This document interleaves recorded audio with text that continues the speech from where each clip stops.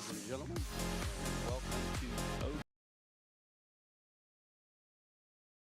It was perfect there. They just finished the national anthem here. We got bonus coverage tonight, Thursday night, and I'm joined by my buddies Matt Snodgrass and Todd Harrison. Guys, I don't believe I've ever done a varsity football game on Thursday night. You would think over the years that might happen for various reasons. Done a few on Saturday, playoff games and such. Hey, listen, our ratings will be up tonight. Nobody's going to listen to Kirk and the boys for Thursday night NFL. Well, there will be obviously a few more people listening. I would think. Hey, there's lots of reasons to listen. Todd, somebody gets paid tonight. Yeah, 0-5 Tigers and 0-5 Oaks. Somebody's coming out here with a win, which both teams have unfortunately not been able to experience any success so far this season, but somebody's going to feel better about themselves after tonight. Well, you look at the two team schedules. Waverly's schedule through 5 games is obviously much more difficult than most teams in our area. Sure. We've made it look pretty difficult too. But stole that one from you. I think the consensus is probably on the Tigers tonight. Well, I told you guys a couple of weeks ago, looking at that Drew Pastor site, for these final 5 games, the Tigers are considered the favorite beginning tonight, and it doesn't hurt anything that Gunnar Myers is back tonight at quarterback for the Tigers. Yeah, thankfully. It was just a 1 week hiatus, with the head injury there. Sometimes those can linger for a bit, so hopefully it comes through unscathed tonight and doesn't take too many licks and get through and finish the season out. Well, and I want to mention this. We were able to actually watch the Reds pull one out today before we had to leave, thanks to an amazing catch in center field, right? Yeah, right field. Noel Marte. Oh, yeah, that's right. Converted third baseman.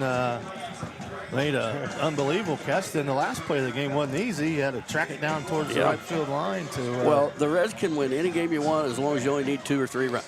Yeah, they either score 10 or not very many. 1 or less. So it's been a frustrating season as far as that goes. We were talking last night.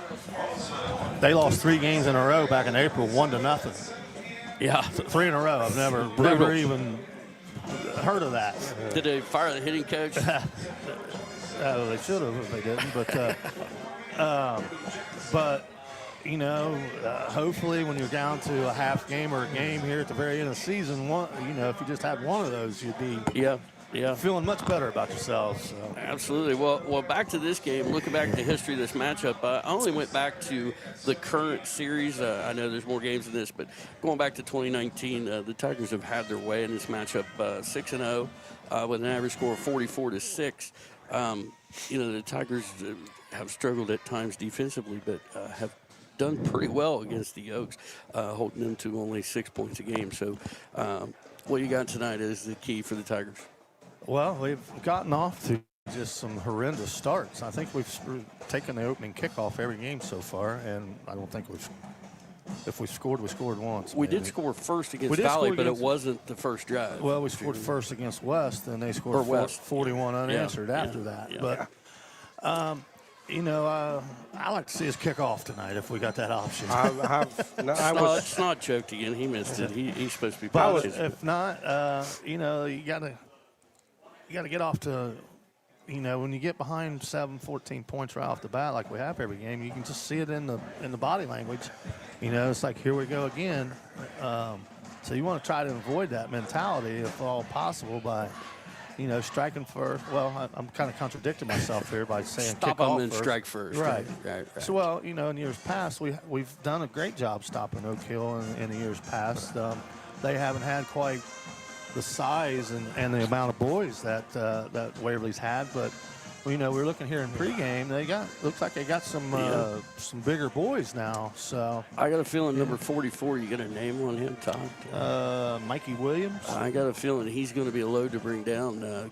Good size, and looked like he was ready to run it hard tonight. All right, we're going to go back to station for a break. When we come back, we'll look at some of the other area games actually for tomorrow night. All right, you're enjoying Waverly Tiger football on Total Media Sports. And your Your Hometown Chevy is proud to bring you the hometown games and local coverage for Waverly, Western, Eastern, and Piketon. From classrooms to courts, fields to fairgrounds, we back the hometown heroes that make Southern Ohio shine. Hometown is driven by your success, and that means all-star service and our secret weapon, the Hometown Advantage. Free oil changes for life and a 10-year, 150,000-mile limited powertrain warranty. You're not just buying a vehicle, you're joining a winning team. Visit us in Waverly or start at yourhometownchevy.com.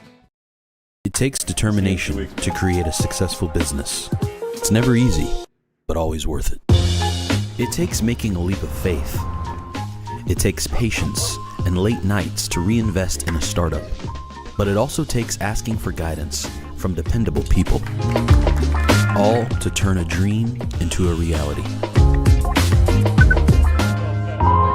People's Bank. Working together, building success. Looking for a rewarding career with a global leader? Kirchhoff Automotive, a family-owned company, offers you the chance to grow and succeed. Kirchhoff Automotive in Waverly is hiring now with starting wages from $18.83 to $20.33 an hour. Visit our career website today for more information.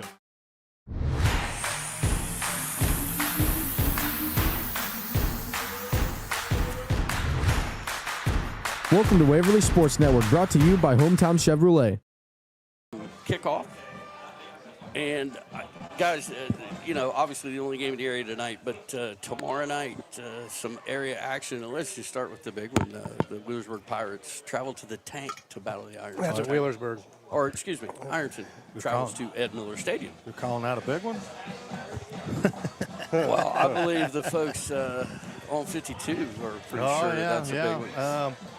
I thought coming into the season, Ironton would have a huge advantage, but after things have progressed so far this season, I think they're in for a game, especially headed down to the stadium on the hill. Yeah. Well, and then did you see? I don't know if you guys saw Rob Woodward, Wheelersburg's head coach, surpassed Ed Miller yeah. with most wins in school history at 174. So 175 would be a sweet one. That is very impressive. Valley travels to Northwest. I think that's an interesting game for the Valley Indians. Northwest has played well. Took care of Minford pretty handily a week ago. Well, Northwest usually has some stout boys, and like to, enforce their will. And Valley seems to be a little more of a finesse team, so it's kind of contrasting styles. So it should be a pretty good matchup. And Chillicothe Cavaliers start FAC play tonight at Miami Trace. I think that one could be interesting. Well, the tailback from Chillicothe has been putting on a show here in the last 2 or 3 weeks, but Miami Trace can combat that with their own tailback, the Baker kid. Is one of the best we've seen for sure. Well, we've seen a bunch of pretty good ones so far. And Miami Trace has got the big right tackle. It's going to Clemson, so I think Miami Trace has probably got the advantage. But Chillicothe's up and coming after a couple of downtrodden years. I think they're on their way back. Trying to look here, what else would be one we're possibly talking about. In the SVC, Westfall travels to Zane Trace. I'm not sure if that's the game of the week on her point. Yes, I believe it is the game of the week tomorrow night. I think so. Westfall's had a pretty good start to the season, so.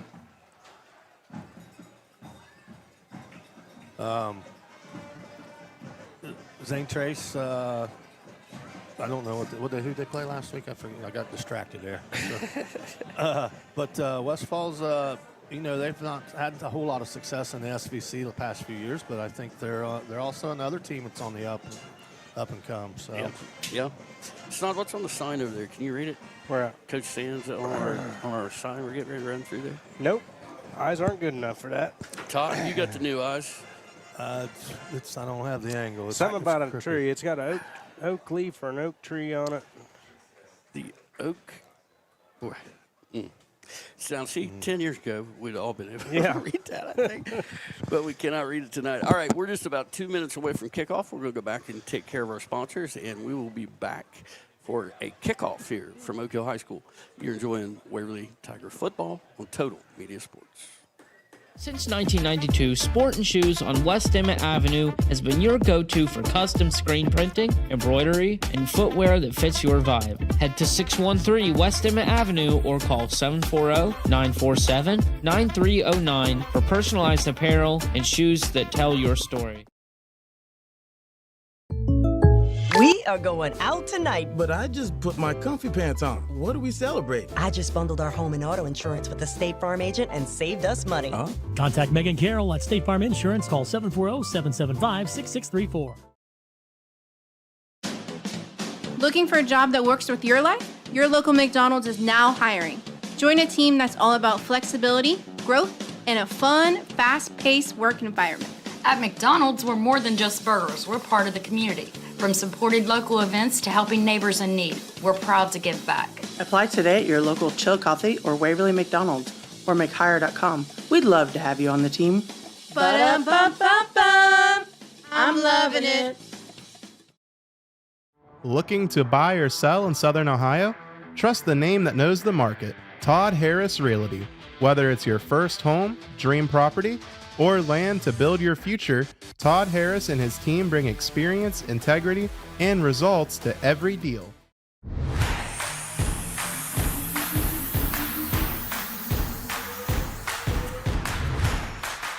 You are watching Waverly Sports Network, brought to you by Hometown Chevrolet.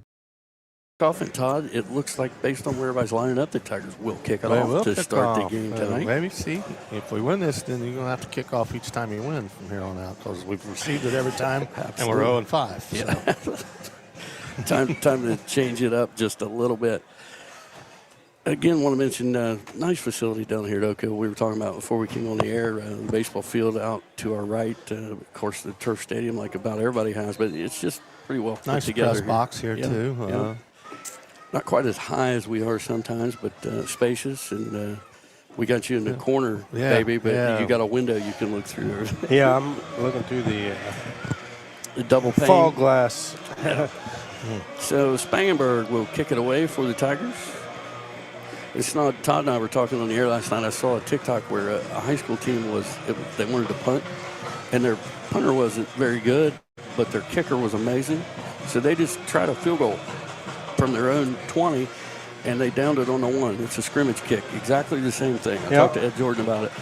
Something you don't see that often, but he even took a longer run than he normally would. The guy was back farther, maybe 10 yards instead of 7 or whatever. Well, Tiger's not a good sign. We got don't know who's on the kickoff team here. We got thought we were a man short, and then he got had to retreat. We got 11 out there already. Tigers in all white uniforms. Of course, the matte black helmets. Oak Hill all black. Moving right to left across your radio dial. Nice, love it. Spangenberg. It's a spiral. Takes a bounce, hard to handle. They finally get a hold of it about the 10. Looking for somewhere to go. The Tigers going to corral him. Oh, and that is 71. Wow. 71. Carter Carrier coming in with the cleanup there after 19 Chevy Knowles had him stood up. Then Carter Carrier comes in and sealed the deal. So Oak Hill starts at their own 18-yard line, 1st and 10. I want to mention before I forget that Chad Jenkins is our referee tonight, and I'm pretty sure he was called a Jackson County legend. Was that right? I don't know what that was all about. So Oak Hill going to be in the shotgun. Twin receivers out to the left. Looks like the back I mentioned is the quarterback. Number 44 going to take the snap. Hands it off the right side, and Tigers will get, what was that? Number 1, Landon Osborne. 47 made the play. Gain of about 3 on the play. We'll set up 2nd and 7. Well, I don't have a 47 on our Waverly roster, so I don't know who that is.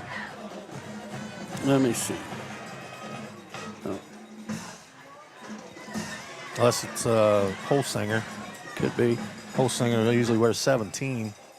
Oak Hill, twin receivers out to the right, split left, shotgun formation. Williams still the quarterback. Takes a snap, going to keep it himself over the right side. Oh, nice play there from behind. Chased down from behind by 62. Rosenberger. Garrett Rosenberger. 6'5", 265 pounds, coming around that corner with some authority. Really nice. So 3rd and 5 for the Oaks, just underway first quarter. 10:55 to count. No score. They don't give the sizes of the Oak Hill players, but yeah, the kid running the ball there, Mikey Williams, is that offensive line looks pretty good size too for the Oaks. Everybody on the left side this time for the Oaks. 3 receivers, and now the wing is going to move over to the right, even things up. Williams in the shotgun. Snap, back to pass, looks left. He's a lefty too. Now he's going to take off with it. Nothing doing. Gain of about a yard, maybe 2 on the play. Going to be 4th and 3 at the 25. Got down by Sawyer Myers, I believe, there. I got a little surprised when he cocked that thing in his left hand, Todd. Is he left-handed or is he amphibious? I'm not sure what's going on there. So the Oaks will punt it away. I believe that's Hez Nelson alone back there to receive the punt. Tigers will keep 10 guys up around the line of scrimmage.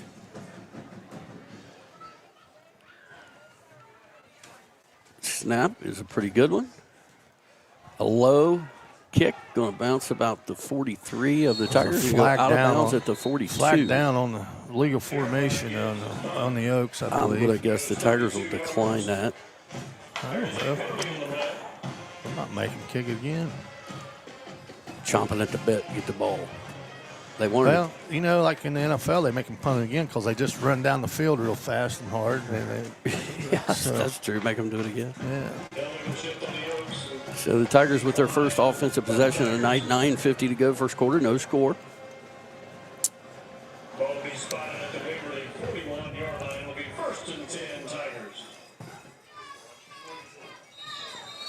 Gunnar Myers back for the Tigers. He's in the shotgun. Got stacked receivers to the left. Has Nelson the wing on the right and a receiver way out to the right. A little empty set to start with. Yeah. Motion by Barch. Somebody forgot to snap the ball. I think it's stuck to the hand of the Tigers. It's going to be a false start. Everyone expected it to come, and it did move, Todd, but it never got past his rear end, I don't think. Well, the Tigers are switching up jersey numbers here, and I don't like it. Because that 55 is not Hud Henderson. No, it's not. Same formation for the Tigers. Motion by Barch. Here he comes, cross formation. Snap is high. Gunnar handles it, but he's going to go down and lose a couple yards back inside the 35. Well, so we're 0 for 2 on getting the snaps off here. That was going to be jet sweep to Barch, but unable to get the snap. So it's going to be 2nd down and 17, I believe. Back at the 34-yard line. Nelson and Barch now split out to the right. Perry to the left. Snap is over the head of Gunnar Myers. We are in full struggle mode on the snap. Gunnar gets on it back inside the 20-yard line. I don't know what's going on there. Over on the snap so far. We had 1 on the ground and 2 over his head. I mean, he's 6'5", and he couldn't even come close to getting that one. So 3rd and a whole big bunch. Looked like Tariq Scooble filled the bunt against the Guardians the other day. Twin receivers to both sides this time for the Tigers. Snap to Myers. This is a good one. Back to pass. Looks right. Now he's going to go back to the left. He's looking for Hez Nelson. And broken up by the Oaks. Going to be incomplete just across midfield. And the Tigers will punt it away. A little extracurricular there at the end. The Oaks are lucky not to get a personal foul there. Well, not the opening drive you're looking for. Yeah, nice call on kicking it to the top. Well, that really helped. We got 4th and 32. You got 50-50 odds on punting for a first down here. Is that Hez Nelson punting? Yeah, it's looking like it. Hez Nelson back in punt formation for the Tigers. The snap a little wobbly, but he gets it. Gets it off, blocked. And he's not going to get a first down. Whoa, nice Tiger bounce. It's headed down the sideline. You might need to retract that. It's going to be close, but it would have been short. It's going to be right at midfield. So Oak Hill will take over. 8:42 to go in the first quarter, and the center and the quarterback need to go work on things over here on the sideline, I think.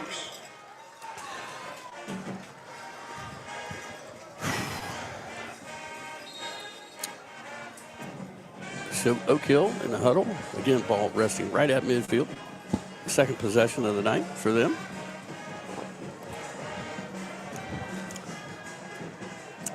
They'll have couple wings and a split, all tight on this right side for Williams in the shotgun. Snap. Now they're going to give it to the other guy, number 1. He's trying to get outside Tigers. Jamie Blackwell did an exceptional job of containing that, Todd. Just didn't give him anywhere to run. He loses a few yards. Well, this one's probably going to be marked. I don't know if you take the penalty or take the play. I think I decline the penalty. Which the Tigers do decline it. That's rare you decline a holding penalty. You know? It's got 2nd and 14 instead of 1st and 20. I like the call. I think we're getting an early glimpse of why we're combined 0 and 10 here. Yeah.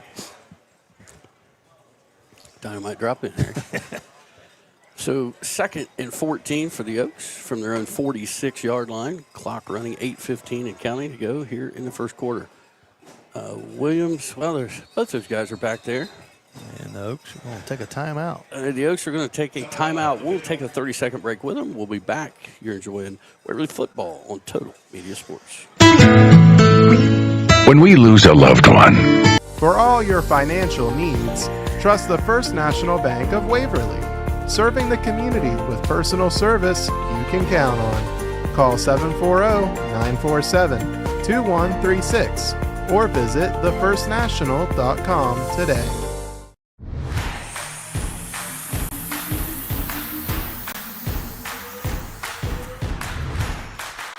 You are watching Waverly Sports Network, brought to you by Hometown Chevrolet. Seen the defenses look pretty good, I guess. Offenses not so much. The Tiger offense, the first 2 plays, hard to do anything when the snap's not there. So Oak Hill with it 2nd and 14 from their own 46-yard line. Twin receivers right, wing on the left. Snap, going to throw it quickly out in the flats. It was a little bit short. It looked like a possible shot put. No, never mind. He looks the part of as the runner. I'm not sure about as the thrower here. 3rd and 14. Clock stopped 8:03 to go in the first quarter. No score. Hey, what time do the Mets start? In Chicago, I'm guessing probably 8:10 or so. All right, gotcha. 3rd and 14 for the Oaks. Twin receivers right, wing on the left. Williams in the shotgun, motion. He's going to flip it to him for the jet sweep, but it should be an incomplete pass as he flipped it forward, and it's going to be 4th down and 14. Try to hit Bo McNeil coming across there on the jet sweep, and mercy. This is it's not often you see a pop pass like that go incomplete. Yeah. So 4th down for the Oaks. Punting situation has Nelson back to receive it. But that's why you do it. Not sure either coach can be real happy with what they're seeing so far here. Snap is a high one. He gets it, and he gets the punt away. It's a wobbler. Nelson's going to field it about the 28, makes one guy miss, and then pushes forward across the 35. Got a great block down here by Briar Barge to clear the runway a little bit. Has a lot of times they haven't fielded those punts like that one, kind of a low liner. He had to come up on it a little bit. And you lose 15, 20 yards on that, so that's a good job on that front. I think the Tigers might run the ball here just to get a little. Yeah. Maybe go under center. Well, that's what I was going to say. You got to get that snap figured out.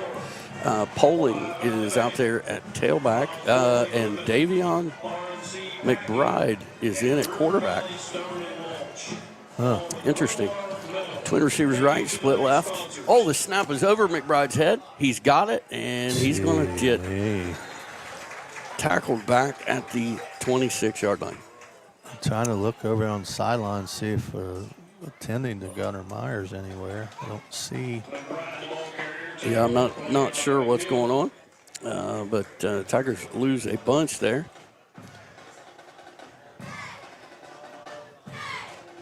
Well, we're having trouble getting it to the 6'5" kid. I don't know how we're going to get to the 5'9" kid.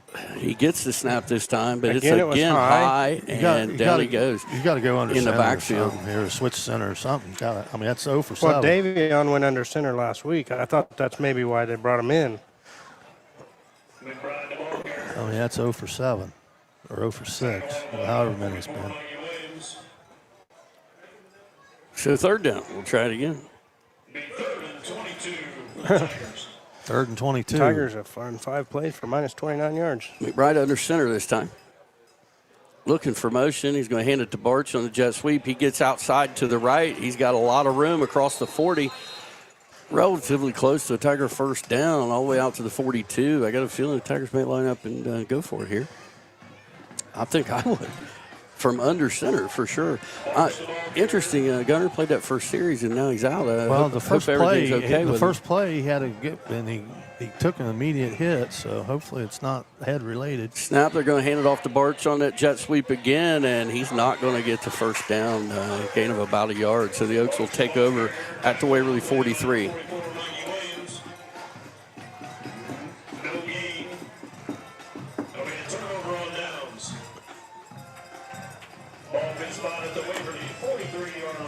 Wow. So 6:31 to go to first. Oak Hill with it at the Waverly 43-yard line.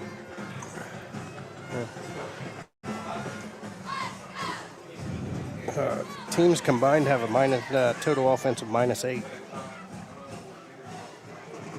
I see Gunnar Myers walking around over on the sideline now. Williams takes the snap, back to pass. He's going to chuck one. He's got a wide open receiver in the flats across the 40, and Tigers will get him down there after a gain of about 6 up to the 37-yard line. Complete to 15, Bo McNeil. That's who he tried to hit on that little pop pass there on the last drive.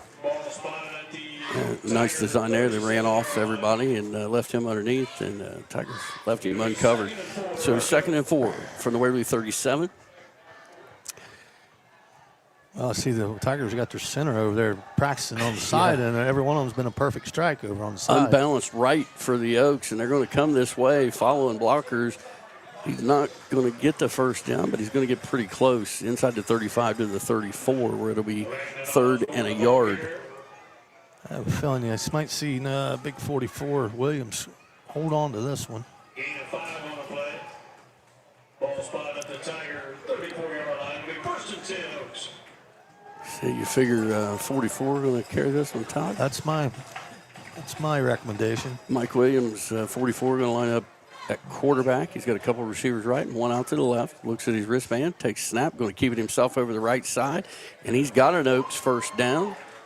And the ball comes out, and I think the Tigers might have got it. This line judge saw the ball come out. Oh, Oak Hill recovers. And Oak Hill gets it back. I think David McBride went in there and, what do they call that? Peanut punched it? Peanut punch. So first down, Oak Hill, down around 5 minutes to go now. Yeah, watch that peanut punch. It'll make you feel funny sometimes. Yeah, well, I agree completely. So 1st and 10 Oaks at the Waverly 28-yard line. Ball sitting on the right hash.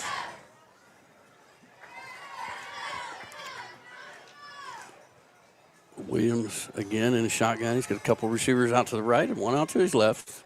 Snap, back to pass, rolling. He's getting pressured early, and he tries to get as much as he can. He's going to get it back near the line of scrimmage, right at the 28. Rosenberger in there again, blowing up the play immediately.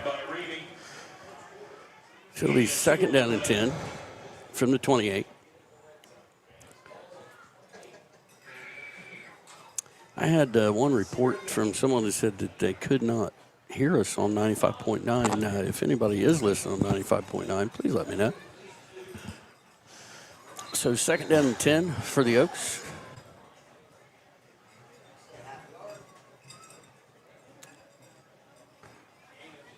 Not sure what Chad Jenkins was motioning there, but he's going to wind the clock. 3:45 and counting. 2nd and 10. Bunch of folks on the right this time, unbalanced for the Oaks. Snap. Number 1, offset quarterback, if you will, going to keep it. He's going to push ahead for a gain of about 4 up to the 24, where it'll be 3rd down and 6. Landon Osborne is number 1. Stopped there by Sebastian Smith. Sebo in on the action there. So 3rd down and 6 for the Oaks. Figure this passing down. They haven't been afraid to go back and throw it.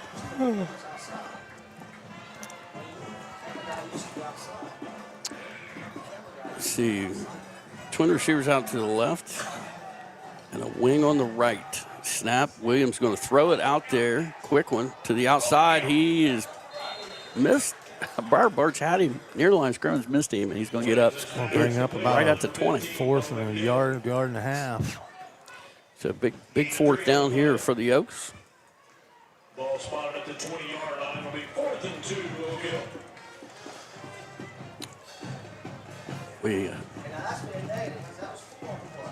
Whatever it is, Todd, it's coming toward us. Fourth down play, they're coming toward their bench. Looking for a career that drives the future? At Kirchhoff Automotive on 2nd Street in Waverly, they're building more than just parts. They're shaping the road. For generations, Boyer Funeral Home has served Waverly and Piketon with compassion and care. From traditional services to cremation, we're here for you 24/7. Call 740-947-2161 or visit BoyerFuneral.com.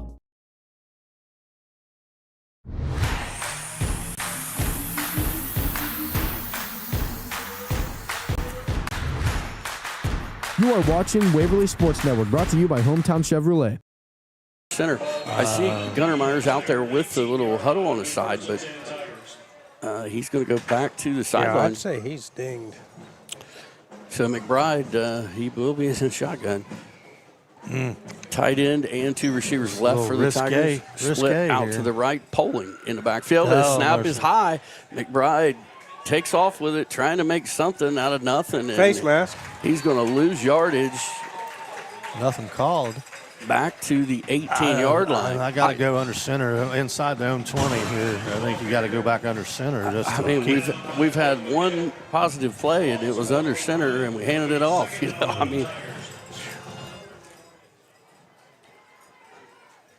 So McBride will be under center this time. Wings on both sides. Motion by Barch. Snap, going to pitch it to Barch, trying to get outside to the right. Following folks, looking for someplace to go. It is a positive play. Gets him out across the 20. Maybe we only have 2 plays from under center. I'm not sure. Because it's been basically the same play all 3 times we've gone under center. It's been the... So 3rd down and 7 for the Tigers. Twin receivers out to the left. Barch will be split out to the right, Poling in the backfield with McBride. Snap, this is a good one. Fakes a handoff, trying to get outside, looking for somebody to throw it to. And well covered out here in the flats was Nelson, and it's going to be incomplete and set up a 4th down. Well, that time we got the perfect snap, then the protection broke down. McBride was running from the get-go there. They lost their man here on the end. No time to throw. So the Tigers will punt it away. 54 seconds to go here in the first quarter. And it has been... I don't think struggle defines it. Wow. So has Nelson back in punt formation. You ugly. Snap is a good one to Nelson. The punt is away. Spiral low liner going to take a Tiger bounce and flip his field position, which is a big deal tonight. Hez has gotten about 40 yards extra out of the 2 punt rolls so far. So it's down 26, 27-yard line. So the Oaks will take over there with 42 seconds to go here in the first quarter. 51-yard punt. I got a feeling a turnover is going to get somebody on the board here, Tom.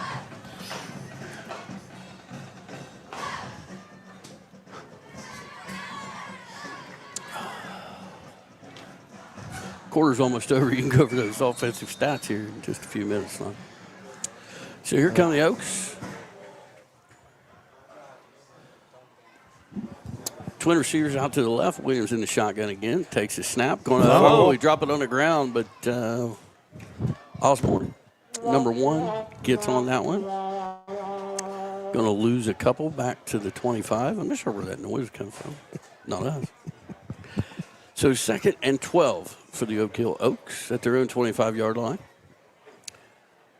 Clock running. They do not need to run a play here. Yeah, they're going to let it go and try to regroup here and get something positive going. Neither team has had anything to brag about. So we're going to let it go back to the station. Also, at the end of one quarter, no score here from Oak Hill. We'll be back here enjoying Waverly football on Total Media Sports. People's Bank Student Checking Account is designed for teens and college students. The special account allows for experience managing a checking account with a highly... For generations, Boyer Funeral Home has served Waverly and Piketon with compassion and care. From traditional services to cremation, we're here for you 24/7. Call 740-947-2161 or visit BoyerFuneral.com.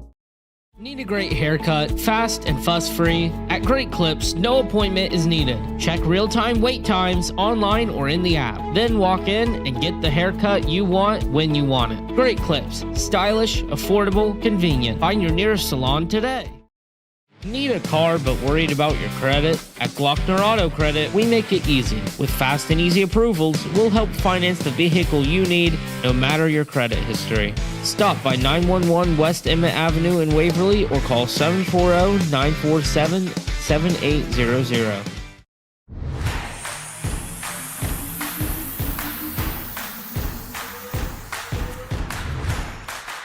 You are watching Waverly Sports Network, brought to you by Hometown Chevrolet.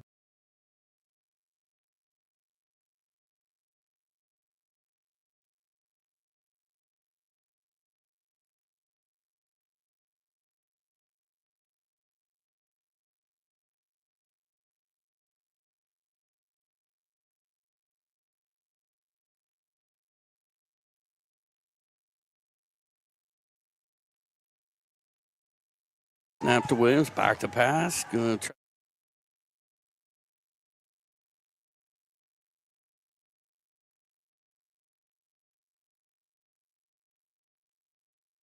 try. To offset the direction of it. So it'll make it 3rd down and 12 for the Oaks from their own 25-yard line. Sawyer's a tough guy to get it over top of there. Okay, 3rd and 12. They'll line up and shotgun again. Williams handing off to McNeil around the right edge. He's got a little running room. He's going to have enough for the 1st down and then some. Out of bounds. Looks to be about, well, they're going to mark him out at the 41. But enough for the 1st down. So our 2nd 1st down of the game, I believe. Yep. Sorry, I had to step away there for a second. Big play for the Oaks there. 1st down at their own 41-yard line. Well, that's not good. Somebody turned on the lights. Like a McDonald's French fry here. So 1st and 10, Oak Hill at their own 41-yard line. Again, Williams in the shotgun. Twin receivers out to the right. Snap, going to hand it off to Osborne up the middle. And he's going to push forward. Pretty nice gain there. Gain of about 5 up to the 46. Set up 2nd and 5.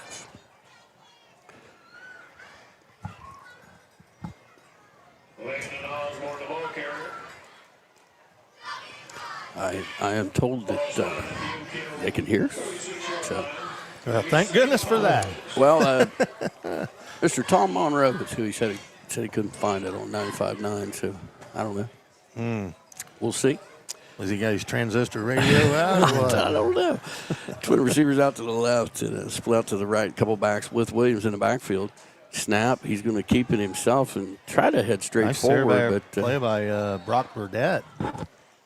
Well, Williams tried to take off for that one before the ball got back to him, and I don't trust snaps on either side of the ball right now. Well, we haven't seen too many plays out of our front four here so far this year, but tonight Rosenberger's been in there 2 or 3 times. That time Burdett replaced Rosenberger. Sawyer Myers has made a couple plays already. But Burdett come in for Rosenberger and then was in on that one. So we'll try to pull some positives out of this action here so far because there hasn't been 0 on the offensive side of the ball. 3rd and 5 for the Oaks. Twin receivers left, split right. And the Oaks jumped. The Tigers jumped, but so did the Oaks. So they're going to talk about it, and they're going to call false start on Oak Hill. Well, they tried to go on 2. We saw it last night in the junior high game. Where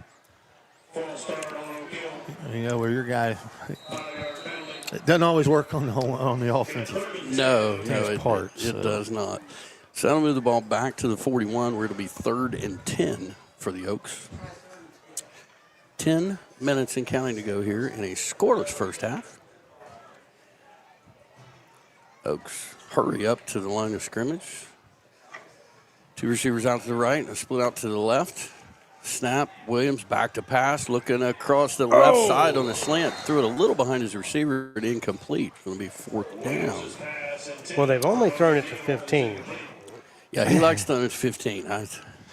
He had him there, too. A little behind him. So the Oaks will punt it away. A little of a sidearm slinger.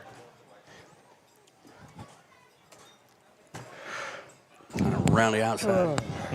Hez Nelson to receive the punt for the Tigers. Clock stopped, 9:48 to go in the half. Again, no score. Snap, pretty good one. Punt is away. Ooh. High wobbler. Nelson going to let it bounce. You got to catch that one. See, he can come up and fair catch well, that. They had a good coverage there, but the guy's got to get out of his way. So and the ball then took an Oak Hill bounce, which is why we need to go catch it all the way down to the 5. Cost them 20 yards. Yeah. And inside your own 5, or at the 5, and you're having trouble getting snaps. So. Well, if we go in that pistol. Well, let's see. Gunnar Myers going to stay on the sideline. He's been in every huddle here, so they must have seen something they didn't like there. Yeah. So McBride at quarterback. We'll see where he lines up. Looks like he's going to be in the shotgun again. Oh, boy. Twin receivers out to the right, split left. Poling, I believe, is the tailback.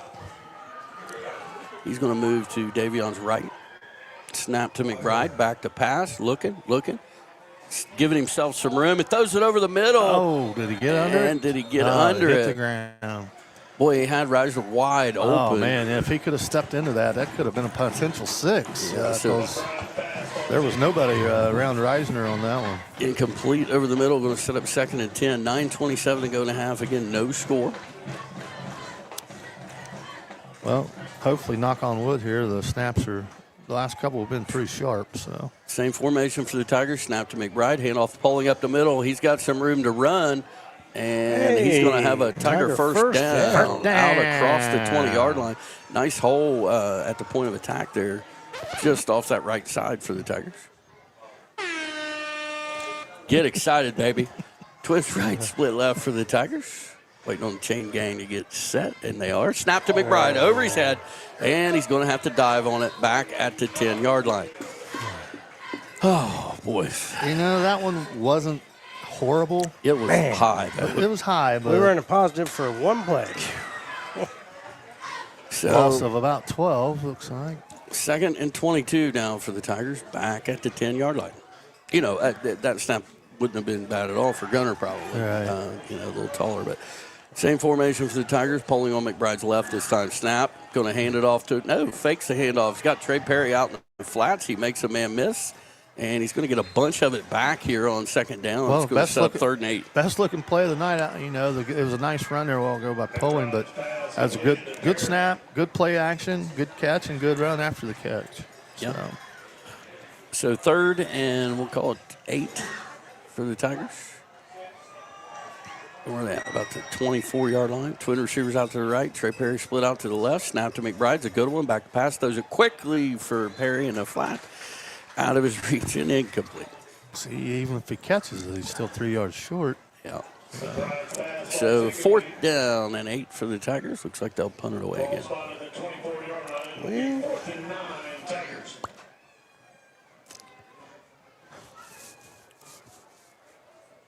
So ball at the 24. Some new folks did come in for the Tigers. They're huddling. So has Nelson back in punt formation.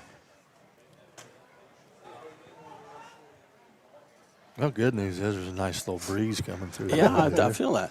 Snap to Nelson. They came after it. He gets it away. Man, that's a it's high a one. high wobbler going to land. At the 48 and take an Oak Hill Gee bounce whiz. all the way back to the 34-yard line. 14-yard negative bounce that time. It looked like one of your L wedges at Muirfield there. Yeah.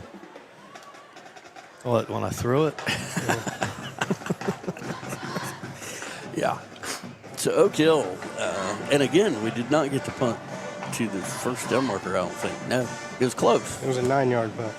9 yard. Oh, well, maybe we did it because I think we had it 4th and 8. So 1st and 10 Oaks in business at the Waverly 34-yard line.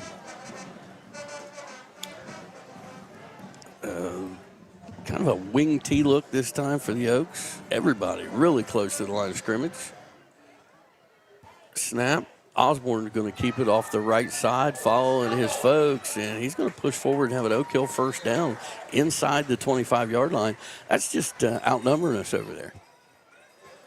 Yeah.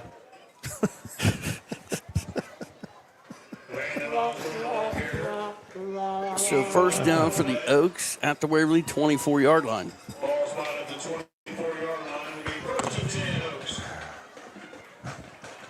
I might stick with that until they stop it. Yeah. But we've seen many times that's typically not what happens in these games. Get a little Same impatient. formation. Snap, and they are going to stay with it. Osborne trying to get off that right side, and he's got a positive play again. Well, I'm noticing here when they do that play to Osborne, it's kind of like the old Philadelphia Eagles tush push. Williams is getting a little bit of a head start before the ball's coming back there. The lead blocking. Yeah, well, as it's snapped, yeah. Yeah, I agree. I don't know if it's early, but it's before Williams. Sure, you're right. Yeah. Maybe he's not early, but just the opposite. The optics of it looks like he's taking off a tick early, like the guards do on that tush push for the Eagles. So 2nd and 4 for the Oaks from the 19. Same formation. Everybody tight together there. Snap. Osborne. He's going to hand it off inside handoff. Razzle dazzle. And he's going to get into the end zone for an Oak Hill touchdown. Bo McNeil. Hey, way back in the day when Derek DeWitt was here, we called that was double crisscross. Double crisscross. Yeah, double crisscross. Yeah. Jump.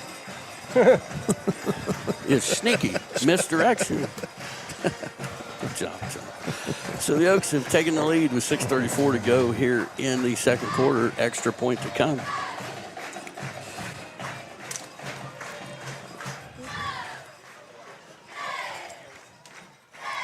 Snap is good. The hold is down. The kick is up.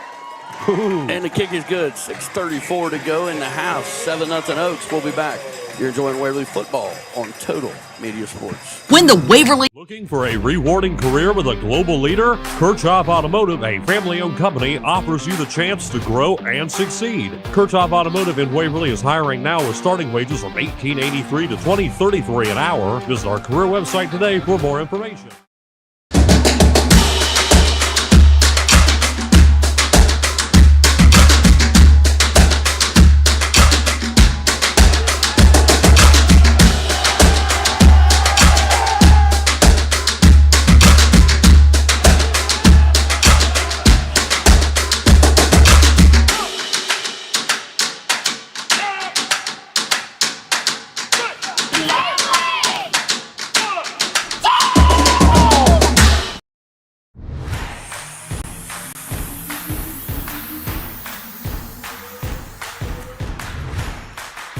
You are watching Waverly Sports Network, brought to you by Hometown Chevrolet. We're back here at Oak Hill, and to honor my buddy Hank, the clock's not running, but Harry the Oaks sure are running. Nice drive there, all on the ground, Stott. Yeah, it was 3-play, 34 yards, 121 off the clock. A little double crisscross for a touchdown. Yeah. So Tigers back to return the kick. I'm trying to keep the sarcasm out of my voice here. I'm just amazed at what I'm watching so far. Looks like Nelson and Barch and Perry all kind of lurking back there to return this kick. It's going to be an onside kick, and it's going to go out of bounds. Man, I'm trying to put the dagger in here. I think the Tigers touched it, so that'll actually well, help us a little bit. Oh, they're all going to throw the flag. But the ball went out of bounds at about, what, the 40 or so? I don't know. Yeah. We'll let them sort this out. Yeah, the kicker there, number 6, Sam Gentry, when he was approaching, he had a little funky step going on. So Waverly will take over, 1st and 10, trying to improve on that 0.7 yards per play. It's been amazing. So we will see what we got here. The referee's still talking about where to put the ball. They're going to mark, I believe, 5 yards off from where it went out of bounds. 43. And we have another new quarterback. I believe that's Briar Barch at quarterback now, guys. Well, he's even shorter. So Barch will be at quarterback. Poling is the tailback. And Perry and Nelson split out to the two sides. Bart's going to keep it himself. Makes a move, makes a man miss, and he's up near the 50-yard line. Nice first down play for the Tigers. Well, we may see that over and over here. You know, yeah. Run it left, run it right. Game of 6 sets up 2nd and 4. Tigers on the line quickly. Clock running down around 6 minutes to go and a half. Waverly down 7-0. Snap to Barch is high, but he hands it off to Poling up the middle, who's got room to run.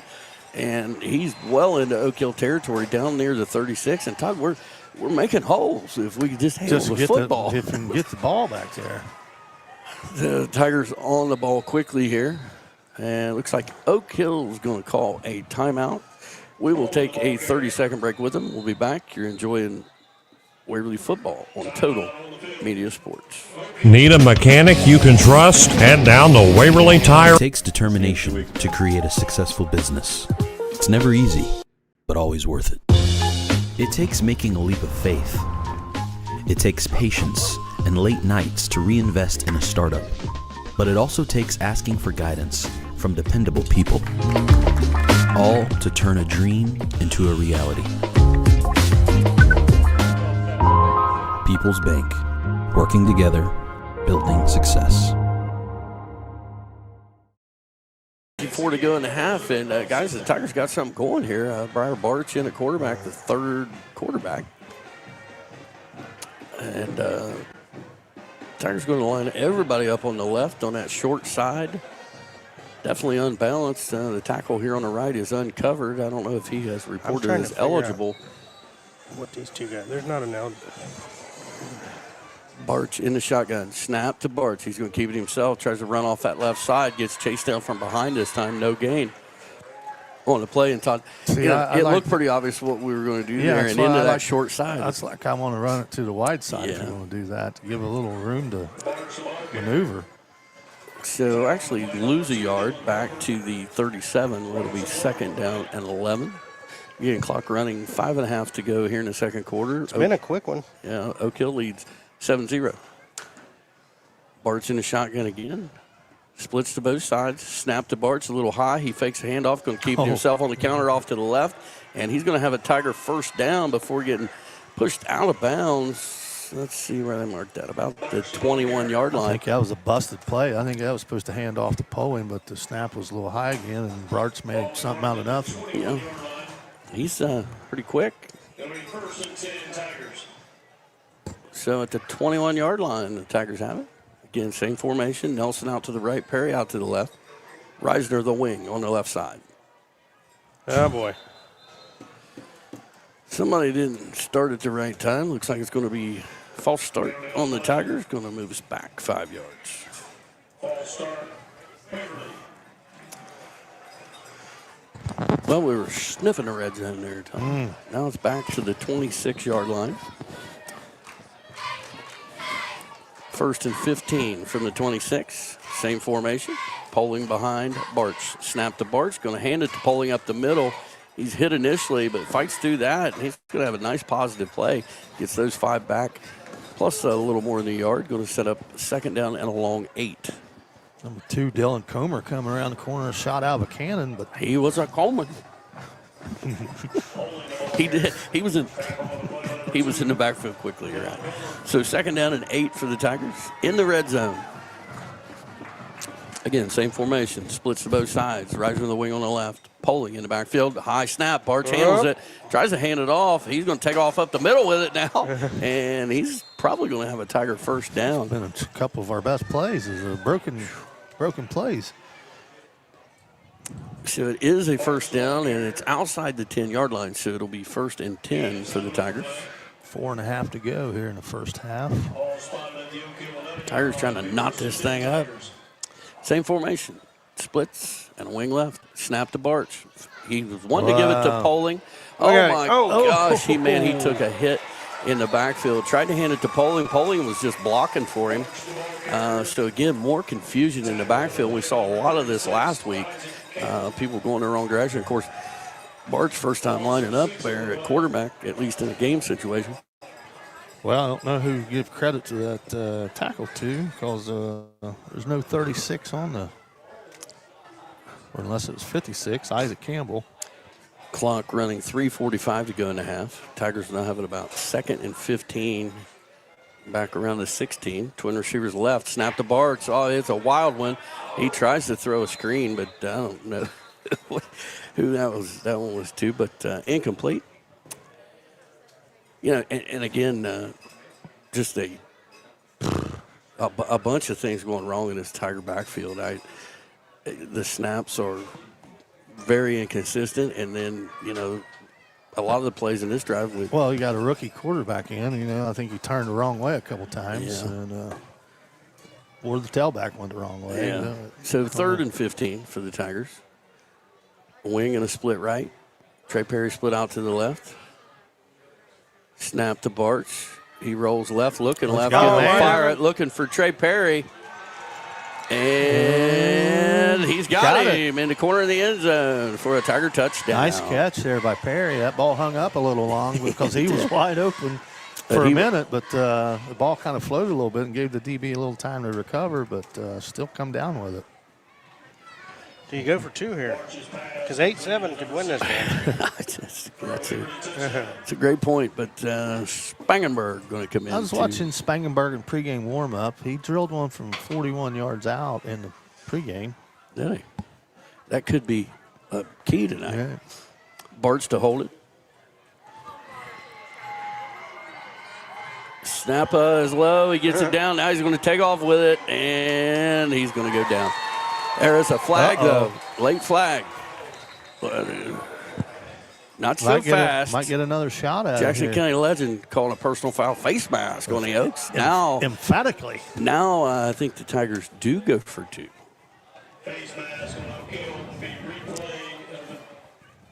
And I think you go for 2 under center. That's my guess, just based on what we've seen. But who knows?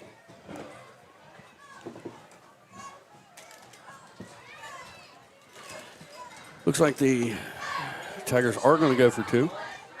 They are not, in fact, under center, though, Tom. No, they are not. But, I have a feeling it's either Bart's left or Bart's right. Splits to both sides, snap. And he does hand it to Poling.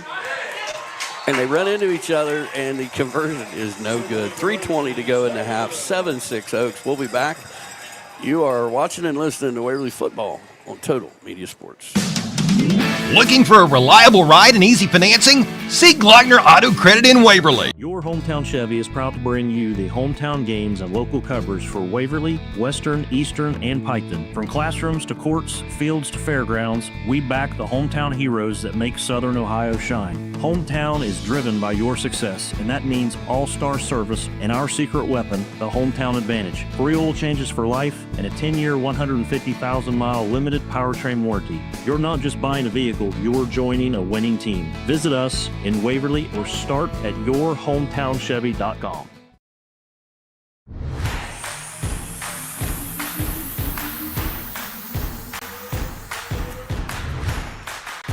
You are watching Waverly Sports Network, brought to you by Hometown Chevrolet. Call 947-7706 or check them out at cardoswaverly.com to book your party today. Tigers get on the board and almost tie this thing up. 9 plays, 57 yards, 3:14 off the clock with the touchdown, missed extra point after the penalty. Tigers trail 7-6. Briar Barch delivers a touchdown pass. Didn't have that on your bingo card tonight, did you? I don't think so. Spangenberg to kick it away for the Tigers. The kick is a wobbler, going to go past the receivers and into the end zone for a touchback. So we'll take that. Oaks will get it at the 20-yard line. Hey, you know, you got to feel like in a game like this, when a team's got to go the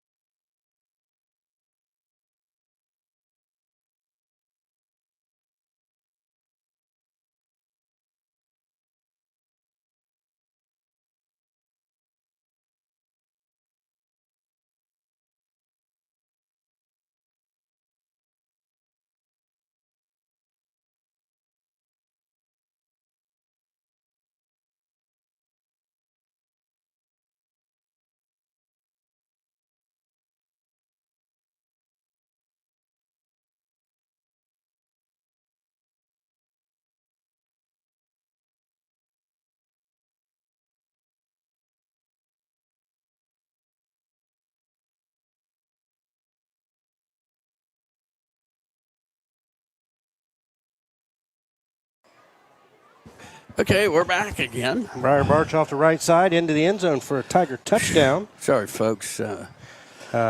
Internet jumping in and out on us here. So 12-7 Tigers, minute 32 to go in a half. Looks like they're going to go for two.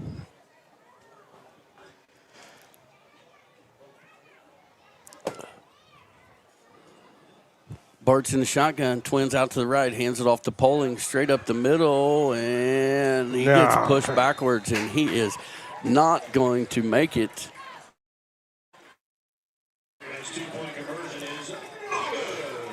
So with 1:32 to go in a half, the Tigers have taken a lead 12-7. We'll be back. You are enjoying Waverly football on Total Media Sports. When we lose a loved one, our one wish is to honor their memory. Dad. We are going out tonight. But I just put my comfy pants on. What are we celebrating? I just bundled our home and auto insurance with the State Farm agent and saved us money.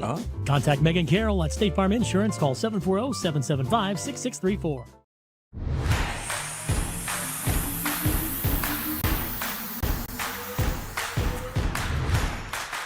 You are watching Waverly Sports Network, brought to you by Hometown Chevrolet.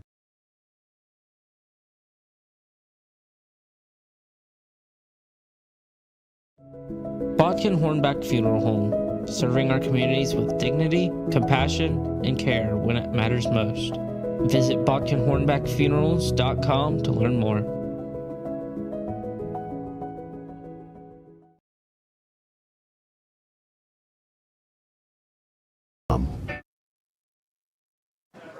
All right, we're back here at Oak Hill where the Tigers have taken the lead 12-7, unable to get the extra point, or points in this case, but we'll take it. Three plays, 26 yards, 57 seconds to get that touchdown. Spangenberg to kick it away. High end-over-end kick, going to be fielded at about the 3-yard line by Osborne, I believe. He's across the 10, 15, and going to be dragged down across the 20 and about the 21-yard line. So the Oaks with 1:25. Do they have one or two timeouts? One. Just one timeout. So I think the Oaks are going to try to run this clock out, and I bet the Tigers are going to stop it a couple of times, try to get this thing back. Tigers.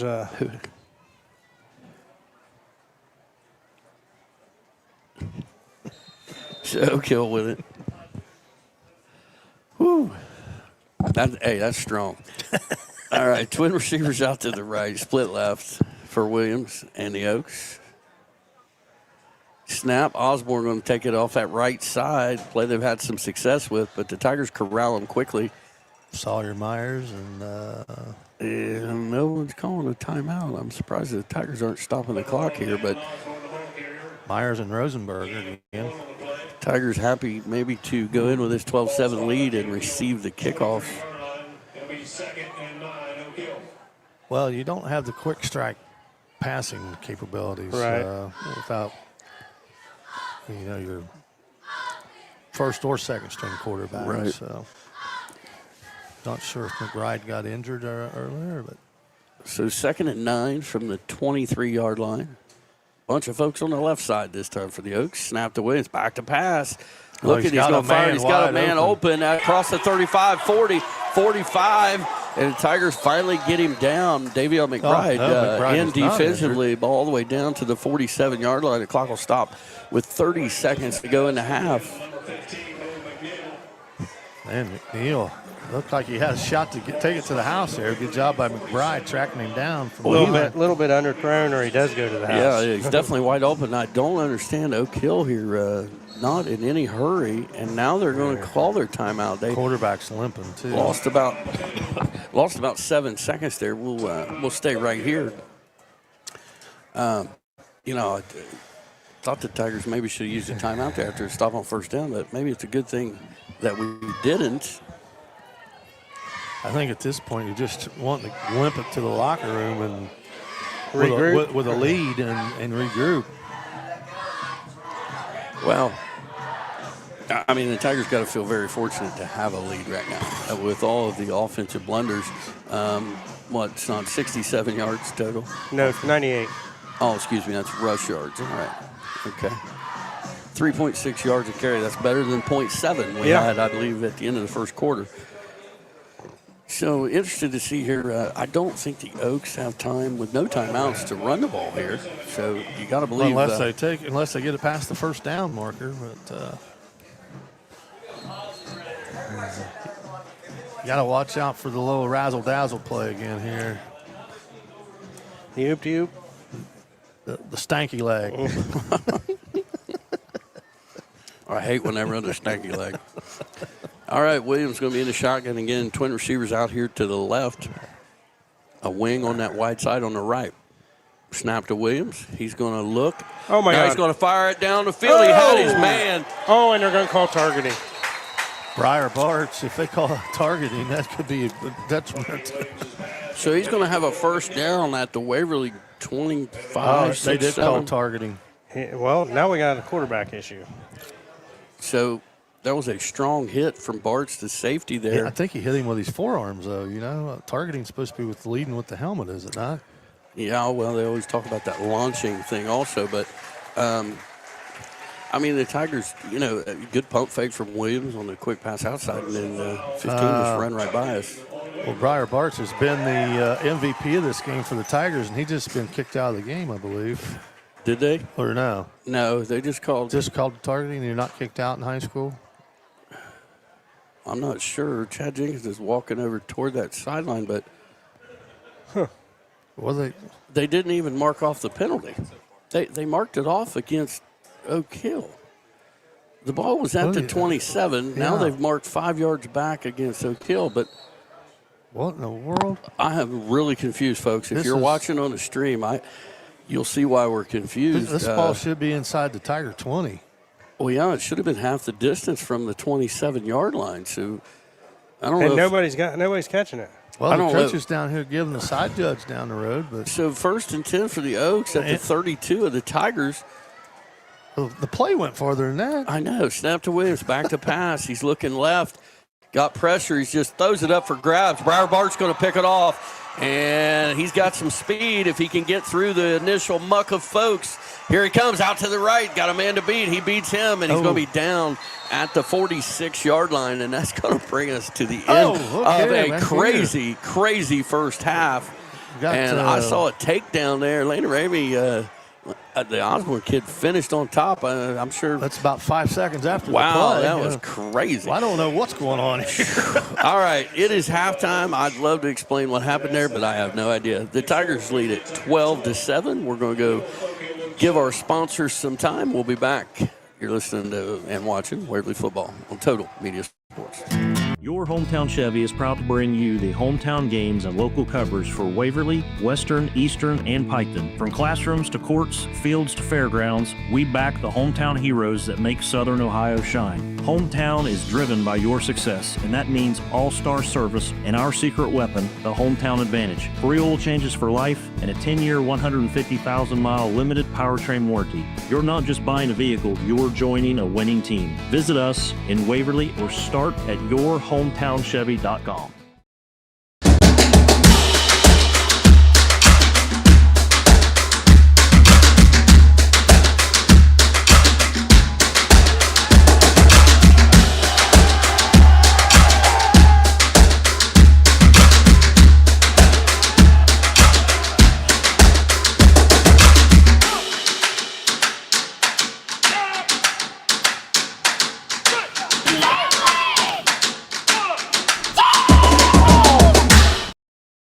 Looking for a rewarding career with a global leader? Kirchhoff Automotive, a family-owned company, offers you the chance to grow and succeed. Kirchhoff Automotive in Waverly is hiring now with starting wages of $18.83 to $20.33 an hour. Visit our career website today for more information. Need tires, an oil change, a quick repair?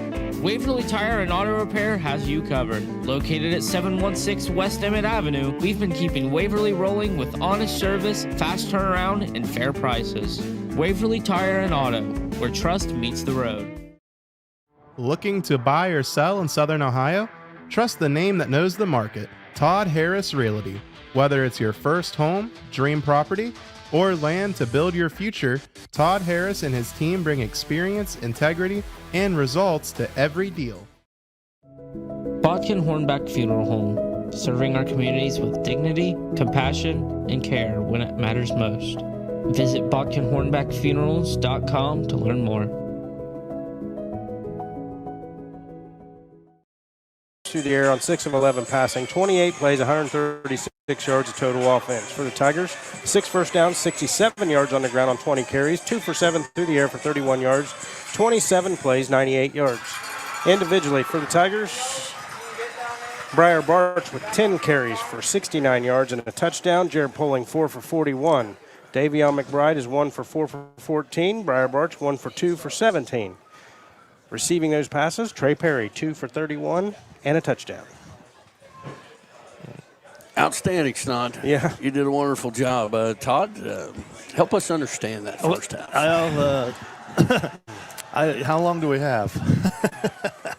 That was about 18 minutes. That was not textbook football by any means here, but I'm still trying to piece out what happened here at the end of this first half. Oak Hill completes a pass down to the 27, basically. Then they call targeting on Waverly, and they moved the ball 5 yards backwards towards Oak Hill. I don't understand at all. I don't. It couldn't have been correct unless the call. Did they call it?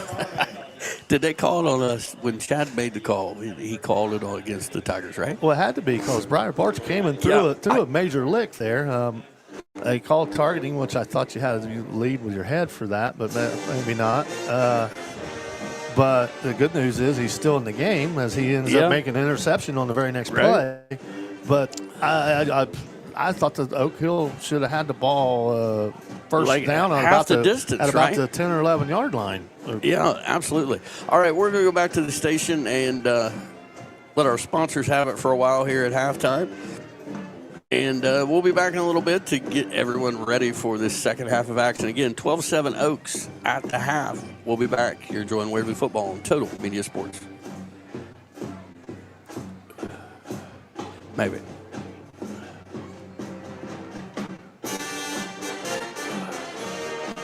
When the Waverly Since 1992, Sport & Shoes on West Emmett Avenue has been your go-to for custom screen printing, embroidery, and footwear that fits your vibe. Head to 613 West Emmett Avenue or call 740-947-9309 for personalized apparel and shoes that tell your story. Looking for a job that works with your life? Your local McDonald's is now hiring. Join a team that's all about flexibility, growth, and a fun, fast-paced work environment. At McDonald's, we're more than just burgers. We're part of the community. From supported local events to helping neighbors in need, we're proud to give back. Apply today at your local Chillicothe or Waverly McDonald's or McHire.com. We'd love to have you on the team. Ba-dum-bum-bum-bum. I'm loving it. Need tires, an oil change, a quick repair? Waverly Tire and Auto Repair has you covered. Located at 716 West Emmett Avenue, we've been keeping Waverly rolling with honest service, fast turnaround, and fair prices.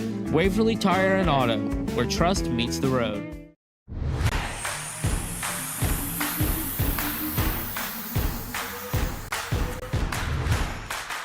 You are watching Waverly Sports Network, brought to you by Hometown Chevrolet.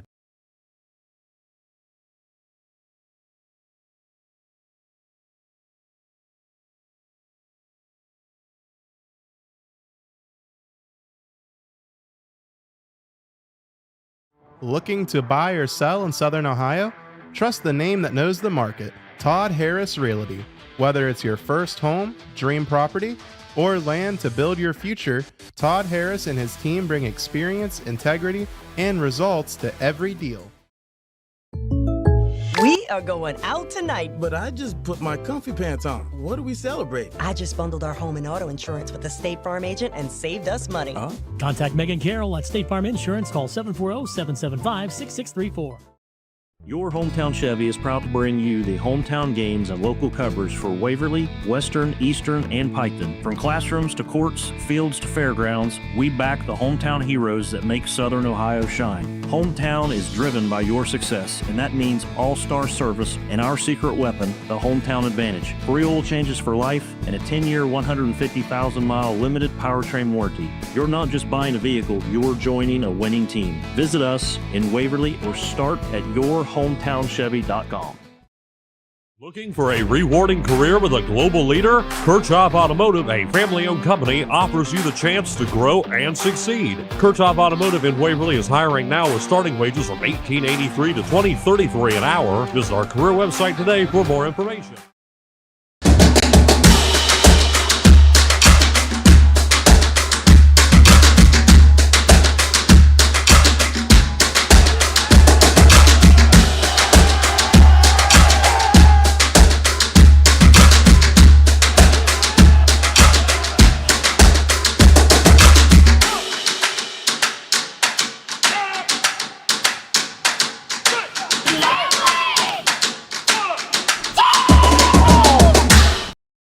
takes determination to create a successful business.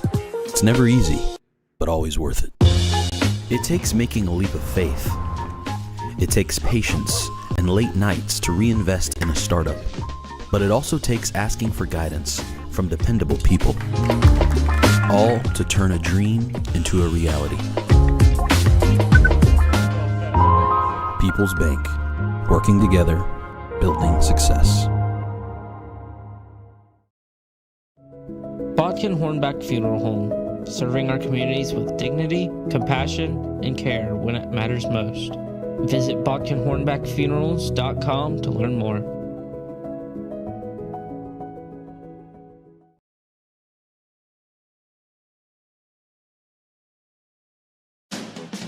Looking for a job that works with your life? Your local McDonald's is now hiring.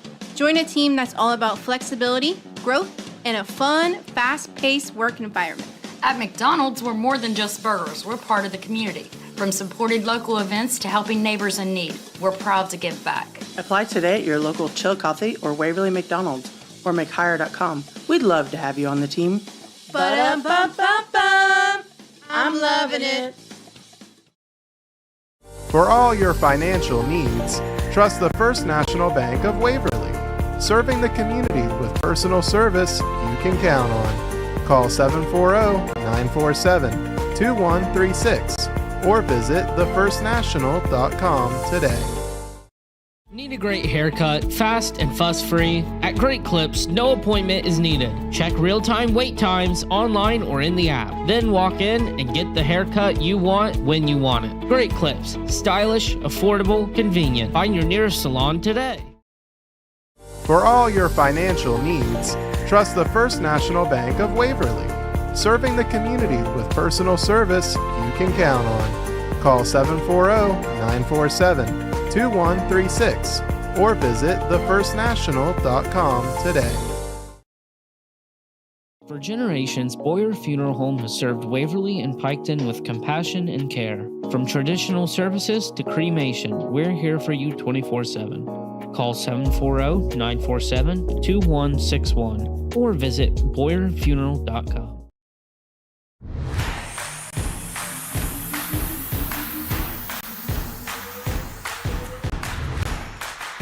You are watching Waverly Sports Network, brought to you by Hometown Chevrolet.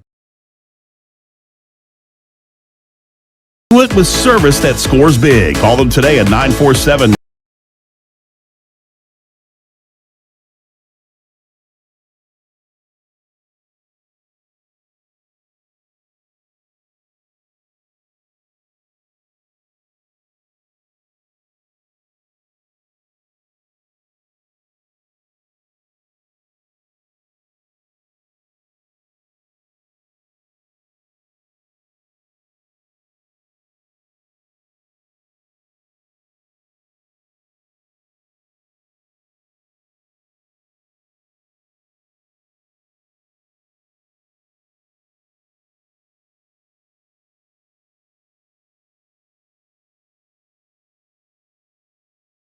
Need a great haircut, fast and fuss-free? At Great Clips, no appointment is needed. Check real-time wait times online or in the app. Then walk in and get the haircut you want when you want it. Great Clips. Stylish, affordable, convenient. Find your nearest salon today.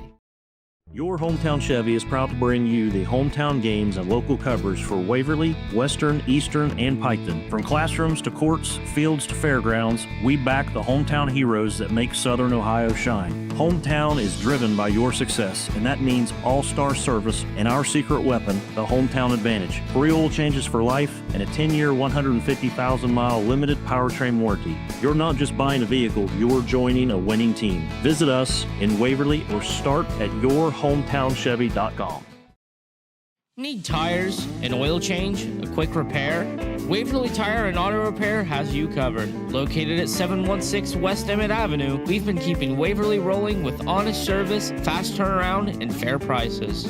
Waverly Tire and Auto, where trust meets the road. Looking for a rewarding career with a global leader? Kirchhoff Automotive, a family-owned company, offers you the chance to grow and succeed. Kirchhoff Automotive in Waverly is hiring now with starting wages from $18.83 to $20.33 an hour. Visit our career website today for more information. It takes determination to create a successful business. It's never easy, but always worth it. It takes making a leap of faith. It takes patience and late nights to reinvest in a startup. But it also takes asking for guidance from dependable people, all to turn a dream into a reality. People's Bank, working together, building success. Bodkin Hornback Funeral Home, serving our communities with dignity, compassion, and care when it matters most. Visit BodkinHornbackFunerals.com to learn more.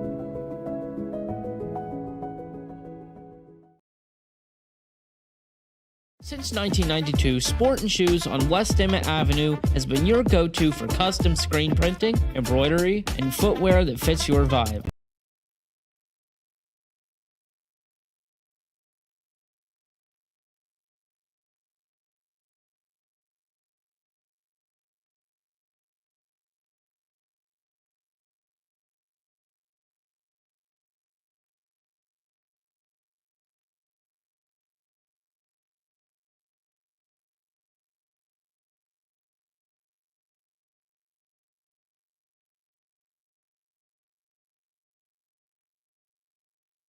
For all your financial needs, trust the First National Bank of Waverly, serving the community with personal service you can count on. Call 740-947-2136 or visit thefirstnational.com today. Need a great haircut, fast and fuss? Need a car but worried about your credit? At Glockner Auto Credit, we make it easy. With fast and easy approvals, we'll help finance the vehicle you need, no matter your credit history. Stop by 911 West Emmett Avenue in Waverly or call 740-947-7800. For generations, Boyer Funeral Home has served Waverly and Piketon with compassion and care. From traditional services to cremation, we're here for you 24/7. Call 740-947-2161 or visit BoyerFuneral.com.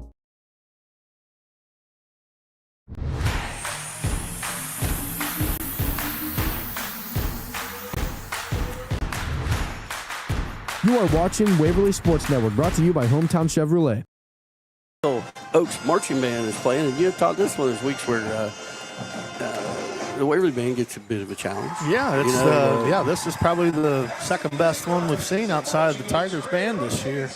And good numbers out there. Good numbers, good sound. Well, guys, we have dealt with some just weird technical issues. I know certain guys I call my friend like to blame it on me and fire me, but I'm telling you. Well, your computer's been going crazy with nobody sitting there. So. Well, that's because I've given direction to the guy back in the studio to control it, so he can fix things, which is great. But anyway, so Oak Hill trails the Tigers 12-7, and and I don't mean this detrimental toward anybody. If somebody watch this later, it's just the truth. That's just about as ugly a half of high school football as I've seen in a long time. Yeah. I mean, nobody's happy with what they saw. There's never any really flow to the game whatsoever. Sure. With between the bad snaps and the fumbles and the what have you, it's just. And if you're Oak Hill, you're in the locker room thinking you should be winning this football game. Yeah, I mean they've cost themselves, by putting the ball on the ground, and but they've had some really positive plays. Todd, did you ever get any insight on the penalty there? No, I've been kind of a lone wolf up here. I've been trying to figure out a couple of kids' numbers on our.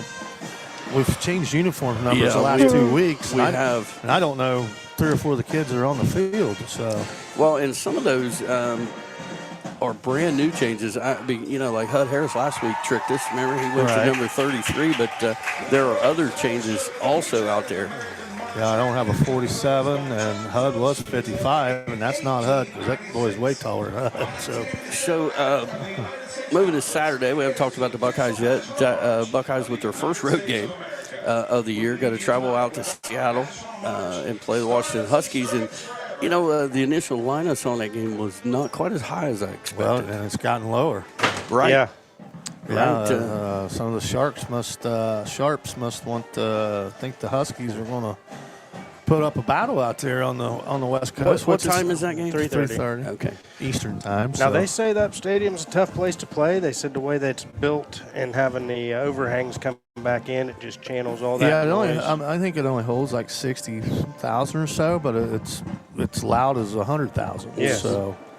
And you never know what the weather's going to be out there in Seattle, you know, and they're close to the body of water there also, so could be some winds. You just don't know what you're going to get out there in Seattle. So, Todd, I was walking down toward the concession there, and I got thinking, man, I've been just frustrated this week, and just felt that way the whole time. And I thought back about it. The Bengals, I turned them off in the third quarter, and I never do that, right? I watched every inning of the Reds. Almost win twice. You got Cincinnati fan syndrome, I think, right now. Man, it's been a rough week. After 3 quarters, I thought I called my buddy and said, this is the most disgusting football team I've ever seen. And somehow the Browns snatched victory from the jaws of defeat. Well, they do that because they play defense. Our defense is stellar. And they've been that way. They've played defense for a long time. I'd like them to play defense for us sometimes. And well, maybe offense too after watching last week. But how did the Bengals bounce back from that, Todd? I mean, going out to Denver on a Monday night is not the easiest recipe for that. So I don't know. I didn't realize that 38 points was the all-time worst loss in team history. I could have sworn. Considering what we've lived through in the 90s, there had to be several of those. Hey, can you remember when Bradshaw? This is going back farther, but when Bradshaw was with the Steelers and we played the Steelers, and I felt like we were 4 or 5 touchdown underdog. Well, sometimes with Kenny Anderson come along, yeah, and, he did. Those turned into some tight battles over the years, but the 90s during the David Shula, David Klingler era, and Akili Smith. Kajana Carter, is that in that era? Yeah. Those stellar draft picks we were making back in those days. Yeah, those were some mighty trying times there. Back in those days. So. All right, well, we were coming down. Both teams making their way back out on the field as the Oak Hill Marching Oaks make their way off the field. We're going to go back and give our sponsor some love. When we come back, we will have some second half football. You're enjoying Waverly Football on Total Media Sports. Looking for a career that drives the future? At Kirchhoff Automotive on 2nd. Need a great haircut, fast and fuss-free? At Great Clips, no appointment is needed. Check real-time wait times online or in the app. Then walk in and get the haircut you want when you want it. Great Clips. Stylish, affordable, convenient. Find your nearest salon today. For all your financial needs, trust the First National Bank of Waverly. Serving the community with personal service you can count on. Call 740-947-2136 or visit thefirstnational.com today. We are going out tonight. But I just put my comfy pants on. What are we celebrating? I just bundled our home and auto insurance with the State Farm agent and saved us money. Contact Megan Carroll at State Farm Insurance. Call 740-775-6634.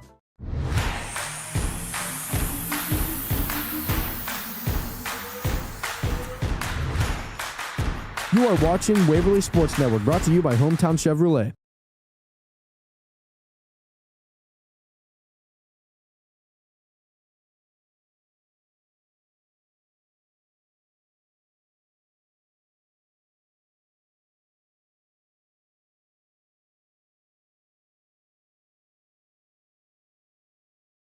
For now and for the member FDIC. Yeah. We're back here at Oak Hill, captain's meeting at midfield. Todd, you guys were just talking about Rye Grand started up football this year, and I heard they were going right into a regular schedule, and they played. Who did they play? Ferris State, the number 1 team in their Bueller. And the rumor was they were a 90-plus point underdog. Yeah, I don't know what odds makers puts a line on that, but well, they covered 76. No, I'm pretty sure you could scour the depths of Vegas and not find that line anywhere. So. That one would just be off the board. I would figure, right? So we talked a little bit about Ohio State, some other big ones this weekend, Todd. Yeah, you got Oregon coming into Happy Valley. Penn State, it's time, you got all this talk about Drew Aller being a first round. I've yet to see it against a good team. James Franklin is 4-20 against top 10 teams in his career at Penn State, I think. That's not very good. It's time for them to put up or shut up. Yeah. They talk a good game all the time, but then they always find a way to blow it or lose it in the big games. Yep. And Aller, same. I mean, he's comes up small in these big-time games. In a couple primetime games. Well, that is a primetime one. Then you got Alabama at Georgia. Kirby Smart is only 1-6 or 1-5 against Alabama in his career. And Alabama's playing well right now. Well, let's see about that. Not so fast. Yeah. They haven't played anybody since Florida State. So I'll tell you what, you look at a team that's struggling. How about the Florida Gators? I mean, think about in 2007. Well, they come on strong at the end of last year. They saved the Napier's job. Yeah. The freshman quarterback Lagway looked tremendous at the end of the second half of the year last year, and they thought, well, he's got potential All-American written on him. Then he comes out and just looks horrendous against the last 2 or 3 games. He had 5 interceptions against LSU. They had a chance to win that game. They lost 20-10. That's with 5 interceptions. Yeah. Indiana Hoosiers, they have a playoff team? Well, the way they looked last week, they sure look like it. They got to go to Iowa this week, which is no easy place to play. We had a rough trip there. That's what I'm saying. Ohio State's not a fan of going into Iowa. Not at all. Then they pull out that dirty pool there by waving at the children's cancer ward over there. I mean, it's a neat thing. But, It's just like, man, how do you not root for Iowa after doing all that? That's a great point. You talk about a 12th man. Yeah.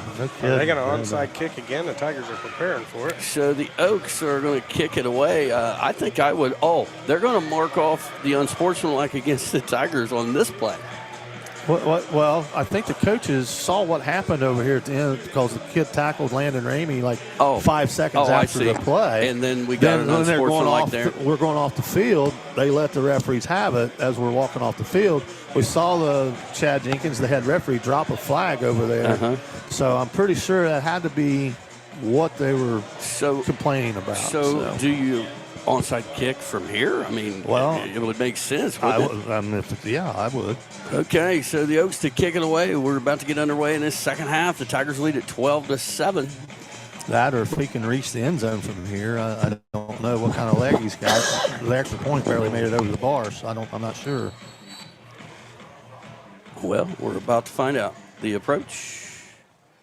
And he is going to kick it deep, and it's not going to, it is going to get to the end zone, just barely.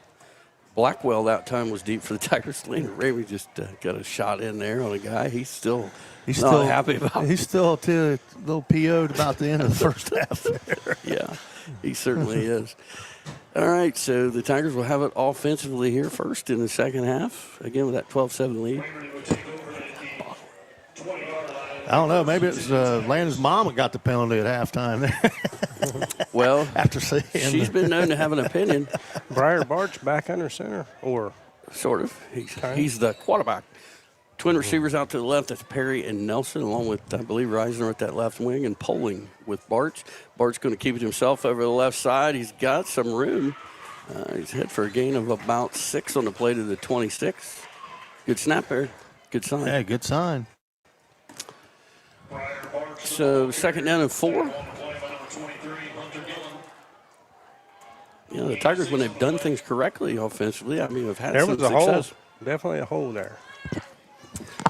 Perry and Nelson split to either side. Reisner, they actually have 2 wings this time. Hand off to Poling up the middle, and he's got some room. Pushes forward for a Tiger first down out across the 32-yard line. Yeah, I think Poling's averaging about 10 or 11 yards a carry tonight so far. Again, it's just getting the ball to them. So 1st and 10 for the Tigers. Ball spotted at the Tiger 33-yard line. Will be 1st and 10 Tigers. Tight end and a wing on the right with splits on both sides. Snap to Barch is high, but he handles it. And he's got room to run. He's across the 40, trying to get outside across the 50-yard line. He's dragged down in Oak Hill territory. He's not big in stature, but, man, he's got some quickness and some shiftiness. And he gets up to speed really quick. Doesn't take him very long to get going. They're going to mark him out at the Oak Hill 48.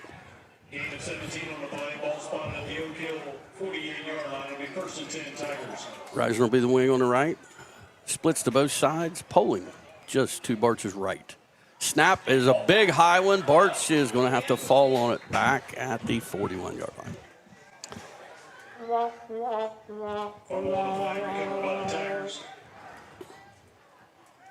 I mean, okay, so if you're having that problem a lot, I would rather he rolled it. Yeah.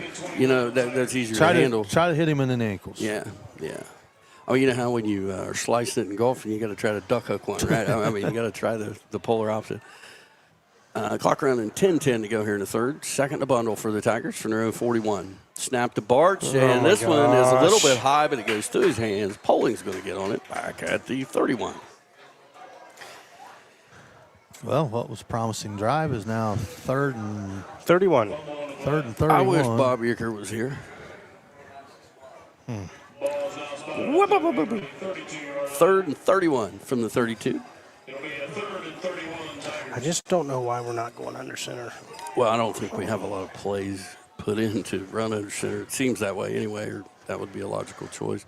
Twin receivers out to the right. Snap to Barch. He handles this one. He's going to run it out to the right, following his blockers, and he's going to get about 8 on that. Going to leave a whole big bunch, so 4th and 22, I believe. And Tigers will punt it away.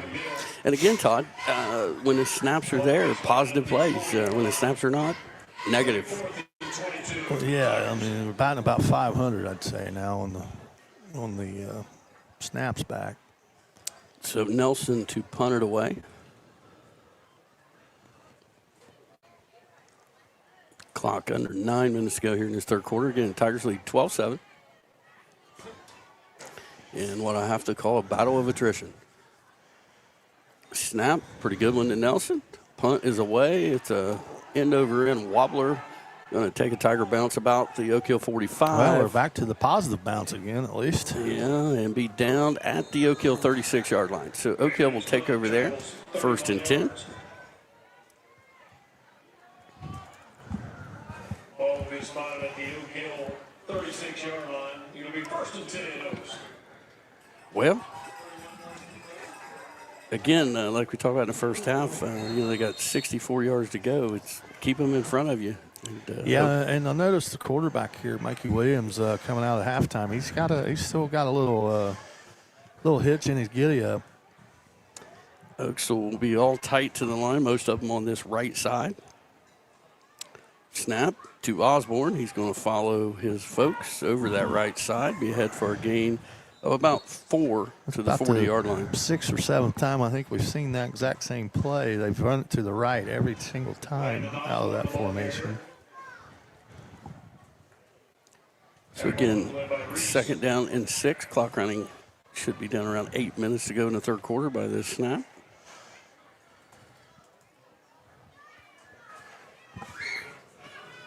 Oak Hill in no hurry.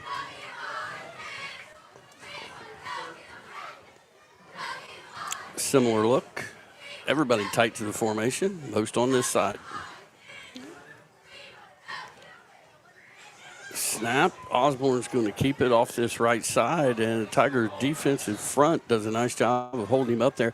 And Todd, you're right. Williams is moving a little early on those. It certainly looks like it. So that'll move the ball up to the 43-yard line, where it'll be 3rd down and 3 for the Oaks. I believe Huddy Harris is wearing number 51 this week. Yes, I believe you are right. I think he is in 51. He's been playing that middle linebacker spot, so that makes sense. His 3rd different number in 3 weeks. And that looks like his stature. So here come the Oaks, 3rd and 3 from their own 43-yard line. Spread out this time. Twin receivers left, split right. Snap to Williams. He's going to keep it himself off the left side. Not going to get it. And not going to get that 1st down. We'll give him a yard up to the 44. It's going to be 4th and 2. You figure Oaks maybe go for it here, Todd. Yeah, I'd run that one little play they've been running there. Osborne, student body, right? Yeah. Or maybe the double crisscross. But Tigers got a 32 on the field. Yeah, I don't know who that is. I have no idea who that is. A 47, I don't have that. Okay, so 4th and 2 for the Oaks. They are, in fact, going to go for it. They're in that look we've seen a lot. Snap. Osborne going to keep it himself off the right side. And whoa, well, I'm not sure he got it. This line judge looks like the guy he over did. there. They are giving the Oaks a first down. I couldn't really see in the middle of that. But he will get it by that much. So 1st and 10, Oaks at their 47-yard line.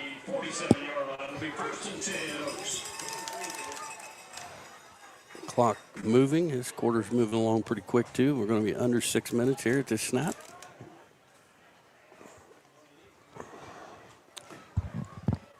Everybody on the right except the wing on that left side. Snap to Williams. He's going to hand it off to Osborne on a little bit of a counter look to the left. I saw Hud Harris getting a hold of him after a gain of about 5 to the Waverly 48. Well, Mikey Williams took a shot from Landon Ramey after handing that ball off there. Landon's still fired up, huh? Trying to exact a little revenge there from that. Yeah. So again, 2nd and 6 from the Waverly 48-yard line. Oaks going to have twin receivers out to the left this time. A wing over here on the right. Snap to Williams. He's going to throw it quickly to his main man, 15 out there. Not much doing. He completes it, but only a gain of about a yard on the play. Yeah, that's the only, McNeil's the only guy that even attempted to throw it to, I believe. Or was he the one that fumbled down here at the end of the first or in the second quarter? I'm not sure if we were having difficulties. Right, I wasn't paying attention. So. So it'll be 3rd down and 4 for the Oaks at the Waverly 47-yard line. You know, obviously this is probably 4-down territory for the Oaks, so I look for them to run it. Try to get at least some of that. Splits to both sides, a wing on this right side. Snap to Williams, back to pass, throws it into flats. It's tipped, but the Oaks still catch it. He's across the 40 and all the way down inside the 38-yard line of the Tigers. And Todd, you're right. It just looked like there was motion before the snap there. Well, now the Oaks are doing the same tricks here that the Tigers have done. I don't have a 36 on the roster here either. So. Sneaky. So they'll mark it at the 39-yard line.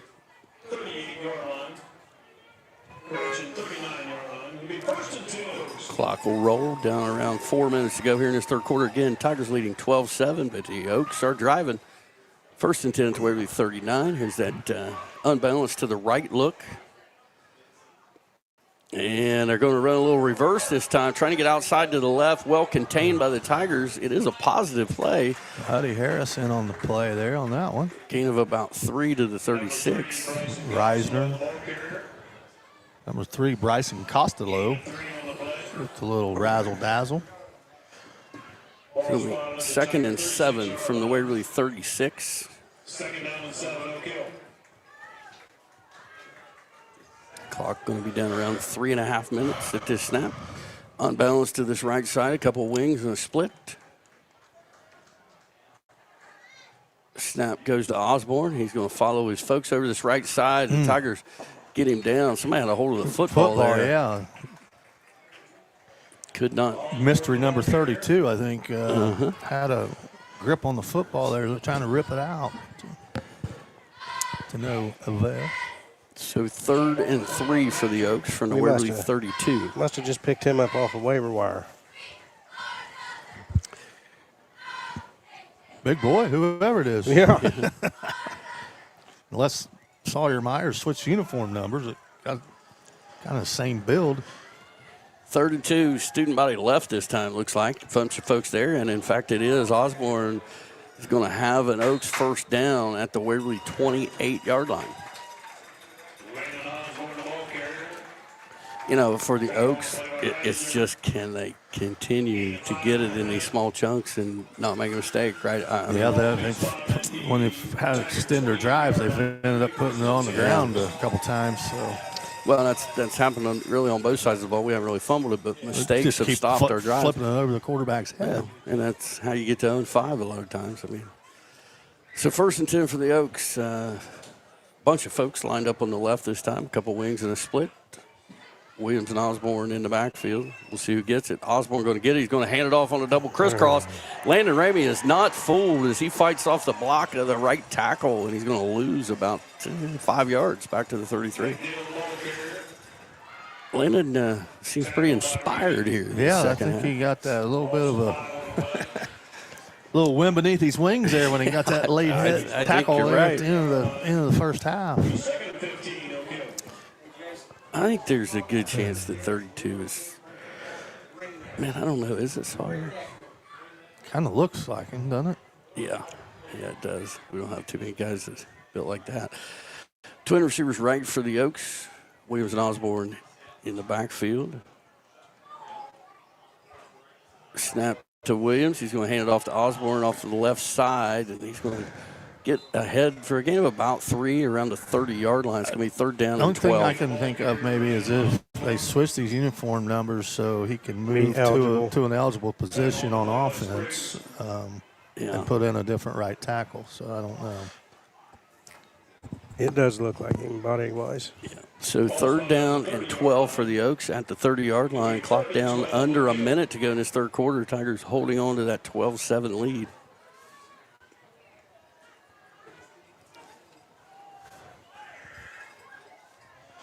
$50 seconds. Oaks, twin receivers out to the right. Snap to Williams, back to pass. He's going to fire it on the slant, and Briar Barge picked it off. And look out, guys. He's got room to run, and I don't know if any of these guys can catch him. 33 is going to drag him down. That was 33. A heck of a play there to track down number 3, Briar Barge. Jeremiah Gibbs with a touchdown-saving tackle for sure. Now, I want to pull out a little positive for both teams here. There have only been 4 penalties in this game, Tom. It seems like a game there'd be more than that, doesn't it? Well, there's been enough ugliness otherwise. Okay. So Waverly in business. I mean, that's at least 3 turnovers for the Oaks, 4 turnovers. Yeah. And we've gone backwards on about 10 different plays. So Briar Barge and the Tigers will take over at the Oaks 36-yard line. Polling in the backfield with Barch. A couple wings on the right. Splits to both sides. Snap to Barch, and he makes a great play to get it. And Polling's headed up the middle, and he's going to be close to a Tiger first down. That was a heck of a play by Barch to get that snap. That was at the top of his reach. 36 has to come off for a play because his helmet come off. So the ball will rest at the Oak Hill 28-yard line. It'll be, second and a couple? Second and a long 2. Snap to Barch is way over his head. He's going to dive on back at the 44-yard line. I mean, it was way over his head. Now he's got cramps. Now Barch has got cramps, so he's going to have to come out of the game. So I don't understand how many times you got to see it. We're going to take 30 seconds while they work on Mr. Barch here on the field. We'll be back. Need a great haircut, fast and fuss-free? At Great Clips, no appointment is needed. Check real-time wait times online or in the app. Then walk in and get the haircut you want when you want it. Great Clips. Stylish, affordable, convenient. Find your nearest salon today. Your Hometown Chevy is proud to bring you the hometown games and local coverage for Waverly, Western, Eastern, and Piketon. From classrooms to courts, fields to fairgrounds, we back the hometown heroes that make Southern Ohio shine. Hometown is driven by your success, and that means all-star service and our secret weapon, the Hometown Advantage. Free oil changes for life and a 10-year, 150,000-mile limited powertrain warranty. You're not just buying a vehicle, you're joining a winning team. Visit us in Waverly or start at yourhometownchevy.com.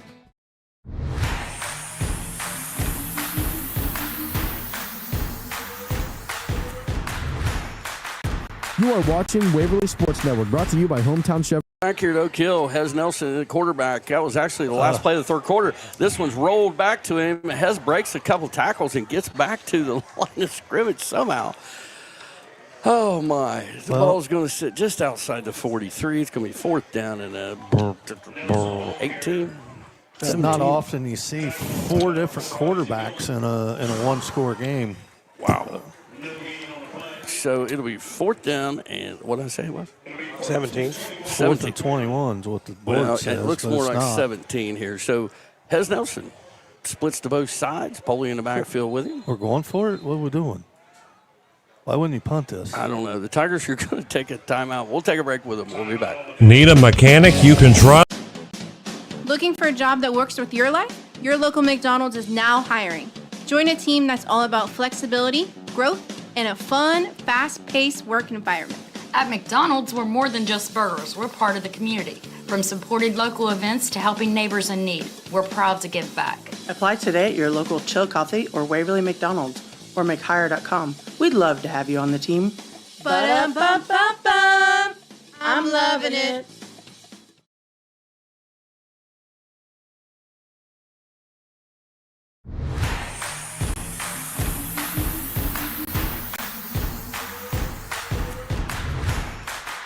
You are watching Waverly Sports Network, brought to you by Hometown Chevrolet.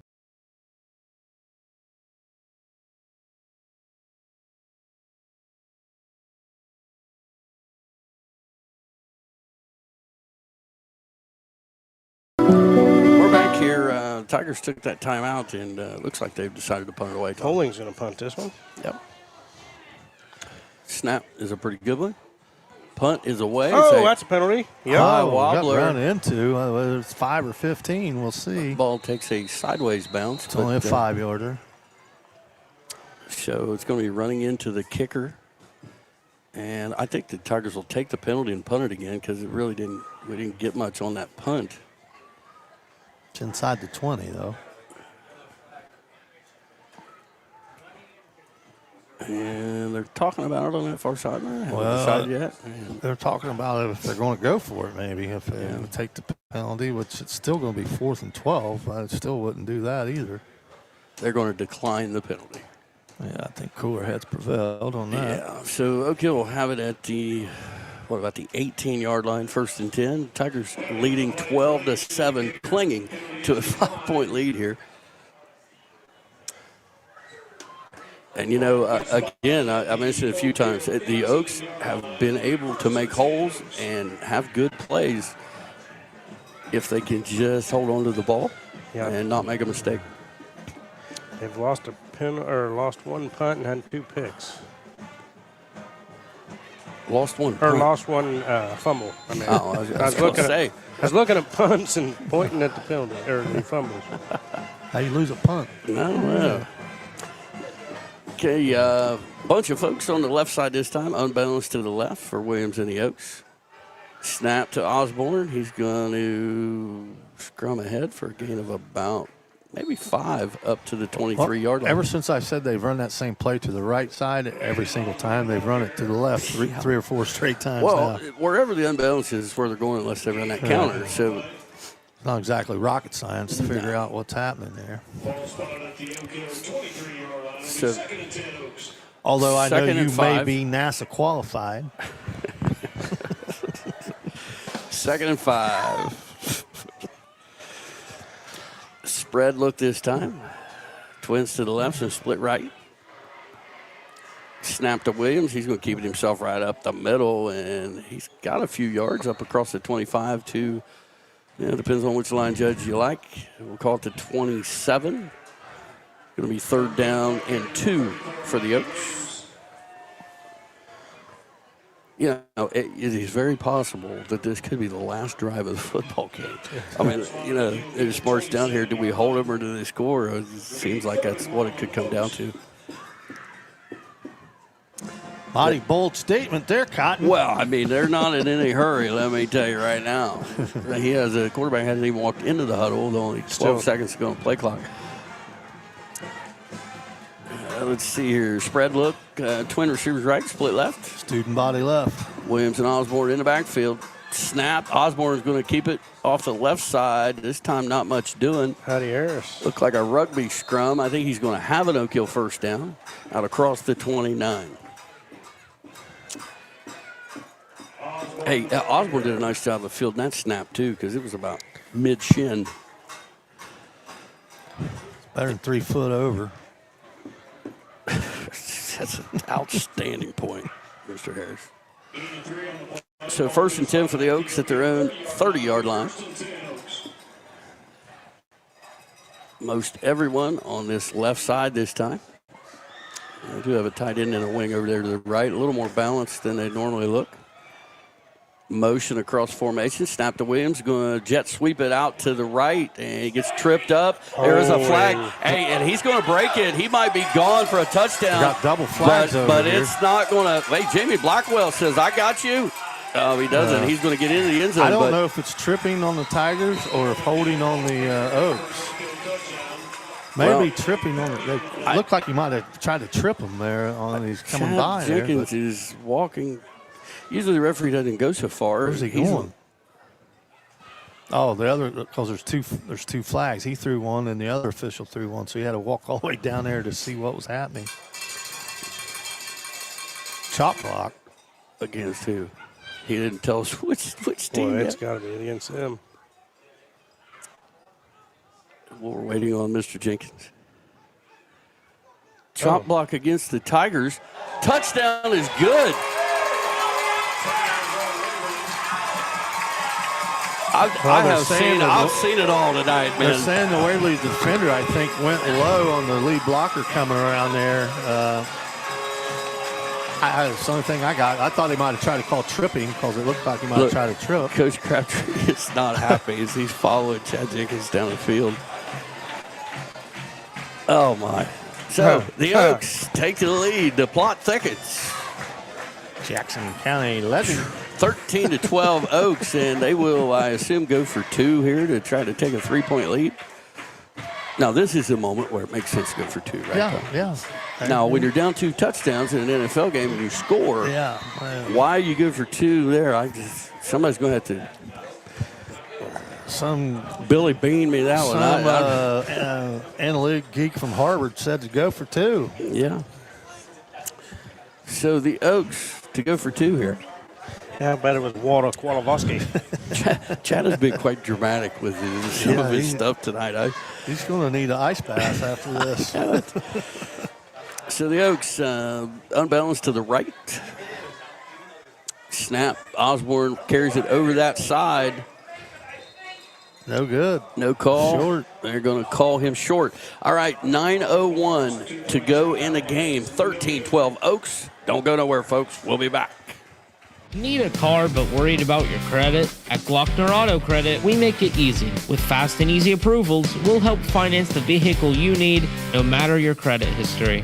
Stop by 911 West Emmett Avenue in Waverly or call 740-947-7800.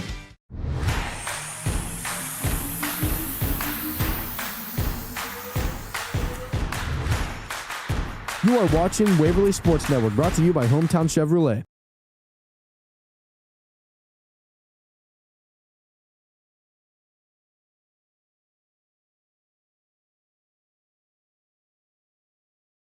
It takes determination to create.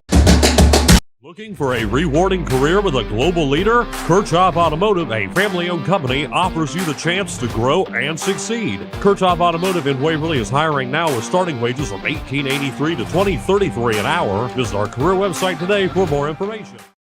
Oaks have taken a 13-12 lead on the Tigers, and we'll be kicking it away. Pressure's on. Well, we got another penalty on the coaching staff here. Looks like Oaks going to kick it from the Waverly 45-yard line. I'm not sure Chad told us about that penalty, but where's he at anyway? I don't even see. Oh, okay. There he is. All right, so the Oaks to kick it away from the Waverly 45. The onside kick is always a possibility. Well, we're too far off the line. We're 12 yards off. Yeah, we should be at the 35. So here comes the kick.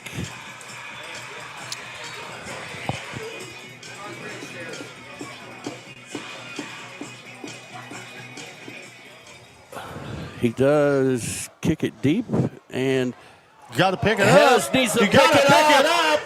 He does pick it up, and he breaks a couple tackles, and he gets out to the 12. Oh, my gosh, guys. Sorry for those of you on the radio. I was mesmerized by what I was watching. Hez treated it kind of like a punt, and it landed near him and took a bounce left, and it was not going in the end was zone. rolling around at the 2-yard line with a Oak Hill player bearing down on it. He finally picked it up and gets it out across the 10 to the 12. Well, So we watched the Pittsburgh Steelers do that earlier this year. It happens at all levels. The Steelers guy let it go into the end. It's not automatic touchback in the NFL, and it was just rolling in the end zone. And who was it? Seattle, I think. Yeah. But it didn't look like that guy had it for very long. First and 10 Tigers, 9 minutes to go, trailing 13-12. The ball at their own 12-yard line. Snap a little to the right, but Barch handles it, trying to get outside the left. He's got room to run, and he's tripped up just across the 20 after a gain of about 9 on the play, I believe. 2nd and 1. You feel like he could get loose here at some point. Well, he's been the Tiger MVP tonight, that's for sure. 2 picks. So it'll be 2nd and a long 1, we'll call it. Clock running, 8:30 to go in the game. Tigers trail 13-12. Snap to Barch, pretty good one. He turns the wrong way, pulling, fighting, trying to get back to the line of scrimmage. The Tigers are going to lose about 4 yards. They confusion on which way to go. Oh, that brings it back to the 18-yard line. It's going to be 3rd down and 5 from there.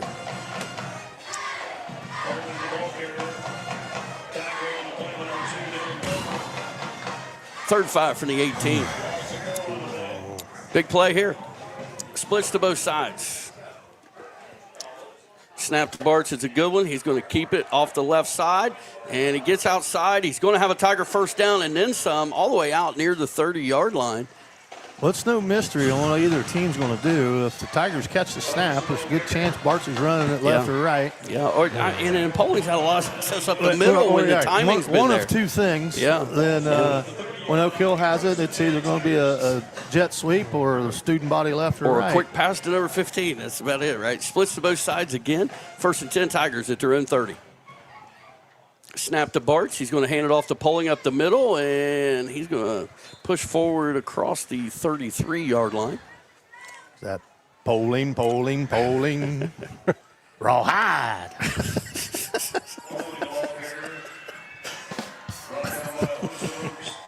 They'll give him the 34-yard line, so 2nd and 6 for the Tigers.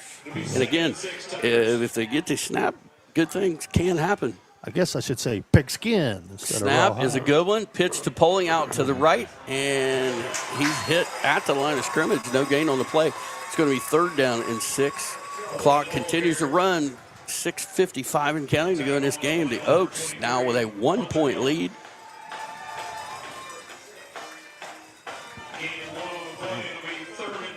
It's going to be 3rd and 6. No gain on the play.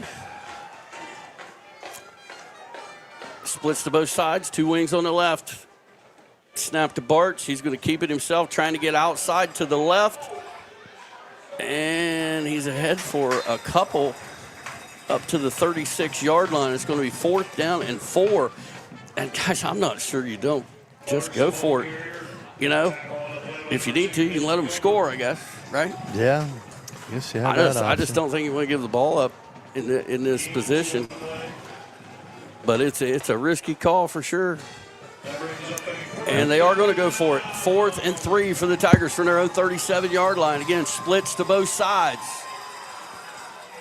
Snap to Barch. He's going to keep it himself over the right side, and he's got a Tiger first down across the 40 out to the 42-yard line. Well, you got to block him for a kid like Barch. You don't have to have a very big hole for him to sliver through. And again, he gets up to speed quickly. Hits the hole hard. Almost too quickly because he does stumble a lot. Well, maybe that's why he's done well on some of the bad snaps, where there's a little more time. So 1st and 10 Tigers, 5:40 and counting to go in the game. Tigers down 1. Wings and splits to both sides. Snap to Barch is a good one. He keeps himself over the right side. Had a fumble. Patience that time, but he fumbled the football, and the Oaks are on it at the Waverly 42-yard line. And there's 15, Bo McNeil again. He's been a force on offense, and now he comes up with the fumble recovery. I'm not sure if he's the one that caused it or not, but boy, the Tigers are up against it now. 5:28 to go in the game. Waverly has 2 timeouts left. And the Oaks have it in Waverly territory. Yeah, that timeout they had to waste there on that 4th and 17 decision there a while ago. Yeah. May come back to factor in here. So the Oaks with it 1st and 10 and look for a steady diet of Osborne and Williams here. Is that the newest fad? Yeah. Unbalanced left. Bunch of folks over here on this left side. Snap. Osborne, and he fumbles it. One of those low ones, he couldn't pull that one off the turf. He's going to lose a couple. Did I mention attrition earlier? Should we 2nd and 13 for the Oaks? Futility.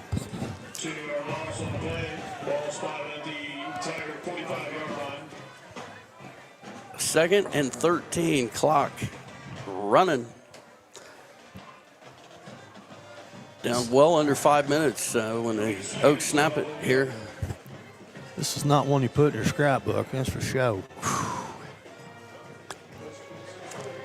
You know, both teams desperately needing a win. 2 splits to the right and a wing on the left. Osborne trying to get outside, and he's got some room and some blockers. The Tigers are going to stop him short of a 1st down, but it's going to be 3rd down. There was a fumble, but they're calling him down. So it's going to be 3rd down and 3 from the Waverly 36-yard line. Huge play here for this Waverly defense. Got to get a big stop. I have a feeling it's student body left this time. Oaks in no hurry.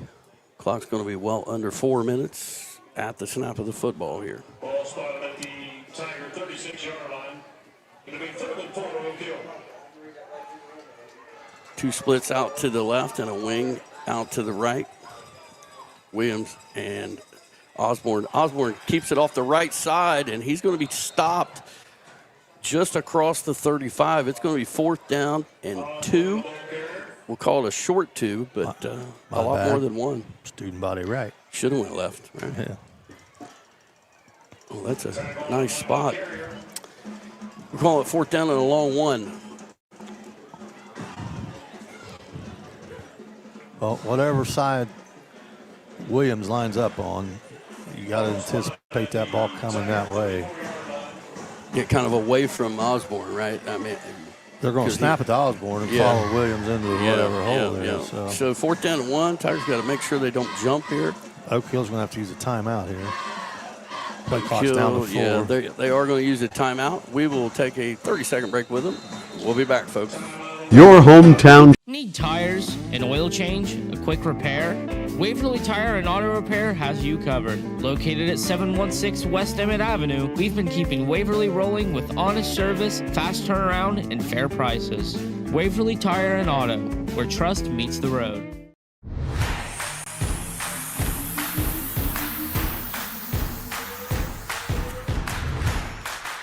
You are watching Waverly Sports Network, brought to you by Hometown Chevrolet. All right, we're back here at Oak Hill. Oak Hill faced with a 4th and a long 1. Ball resting on the right hash, just outside the 34-yard line. 2:58 to go in the game, Todd. Game's on the line. Yeah, it's they get a 1st down here. Tigers do have 2 timeouts, but you know, the Oaks can milk the clock down inside 2 minutes. You know, and then with the Tigers without a major threat of throwing the ball tonight, you know, we've used 4 different quarterbacks. We need Water Kowalowski. Yeah. The chips, all right. The chips are down. Here we go. Twin receivers out to the left, a split right. Osborne is going to be lining. It looks like Osborne is behind the center. He is. Williams is on his right. Tigers need to not jump here. Snap to Osborne off the right side, Williams and he's hit. Williams has it. Williams has it. Look at where they're marking him. That's not even close to where he was. Williams has the ball right here. 44 has it. But it's short. It is short. Okay. I'm sorry. I thought Osborne had it. I'm looking at this double pane. They tried a little trickery that time, and so Waverly will take over. So you're saying we got a chance, well, as I said in earlier, I watched Spangenberg hit from 41 in pregame. It could be huge. It could come down to, with a little extra adrenaline, you could probably bump that up to 42 or 3. Yeah. So Barch in the shotgun, splits to both sides, riser the wing on the right.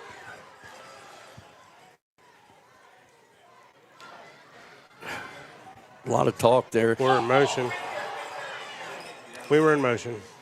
Barch takes off with it, gets back. The linemen were all talking to the quarterback prior to the snap, but they did not get set.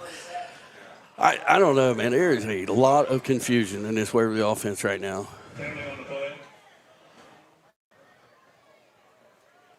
Okay, what is it? It was our left tackle. He didn't get set. Illegal motion against the Tigers. They're going to take the penalty, make it 1st and 15 instead of 2nd and 10. Yeah. Why are they going so far? Why are they marking it 6? That's 6 yards. That's too many. Yeah. Okay. This line judge on this side's got it straight. All right, 2:45 to go. Tigers with 2 timeouts, trailing by just 1. Splits to both sides. Rises to the wing on the right.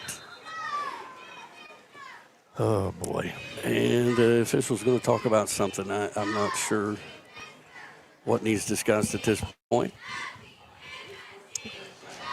Looks like they have it handled.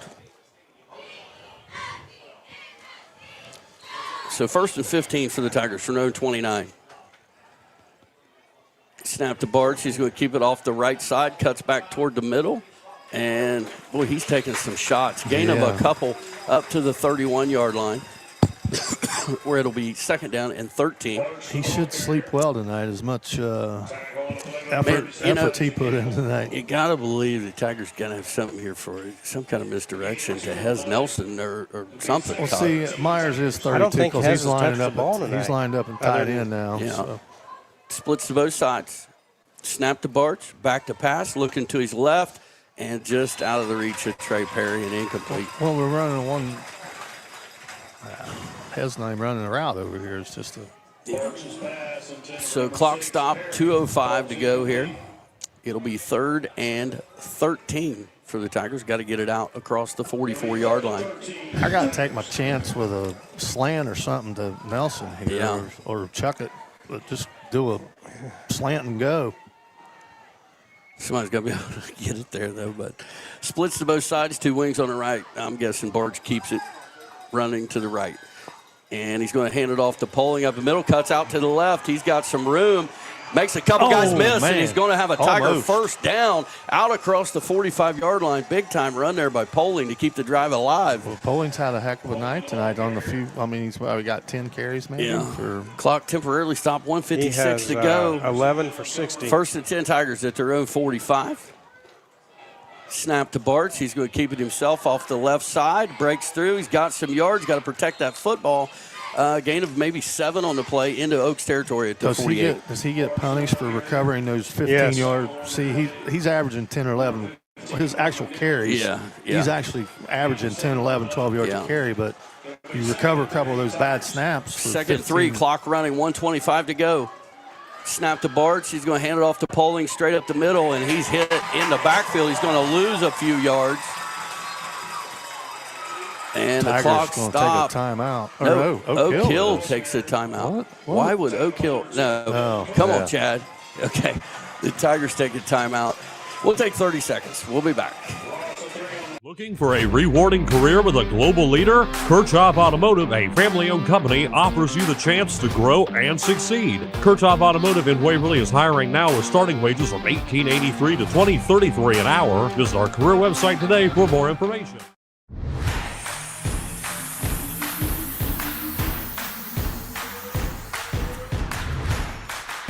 You are watching Waverly Sports Network, brought to you by Hometown Chevrolet. The stress and strain of a personal loss can burden the whole family. It's a time that calls for compassion.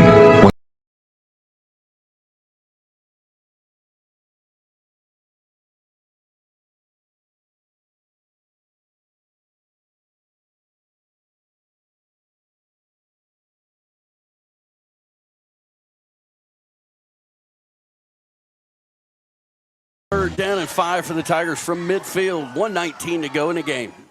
Snap to Barch, back to pass, looking. He's going to throw it down the right sideline. He's got Hez Nelson across the 30 to the 26-yard line. 1st down, Tigers. There's number 2. Well, it's funny. He did run a sluggo there. It was a slanting up, but the funny thing was nobody was even guarding the They slant. were all deeper. Yeah, it's crazy. So 1st down, Tigers at the 26. Clock running, 1:05 to go. Tigers down 13-12. Oh, and all the Tigers took off, and we didn't snap the ball. Oh, my Lord. It's going to be 5 yards against the Tigers. Waverly has 1 timeout left. They're going to have to get ready here. 59 seconds to go, but the clock will start again on the ready. So they got to get going. They got to get ready. Chad's going to roll it. He does roll the clock. Got to have a little sense of urgency here. 2 wings on the right, splits on both sides for the Tigers. Snap to Barch. He's going to hand it off to Poling up the middle, off the left side. He got a face mask, and they're going to call it. Yeah. He's down after a gain of about 3, but that'll stop the clock.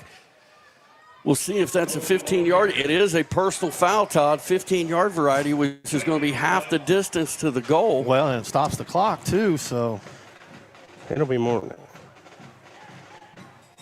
Oh, it's from the where it was committed, which is, I think, the 28, so it should take it down to the 14-yard line where it's going to be 1st and 10. Hey, it's been not a pretty game, but, hey, it's exciting in the last 1 minute.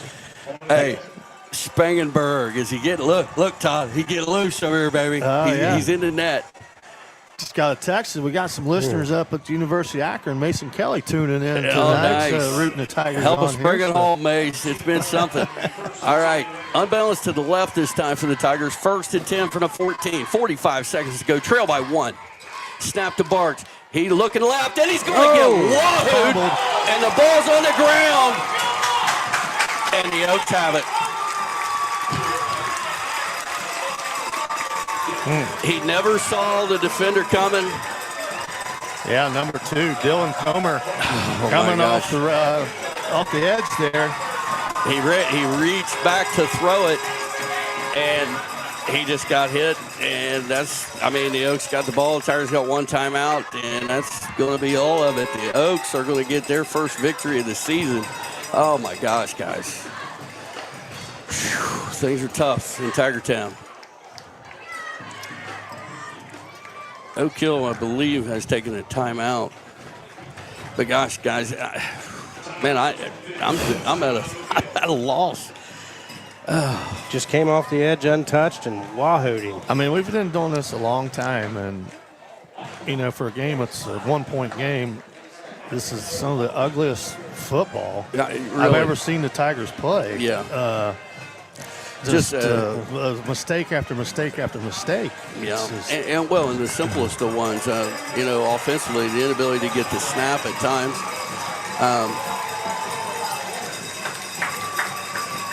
And Breyer, I feel bad for Barch. He's the MVP of the game, clearly.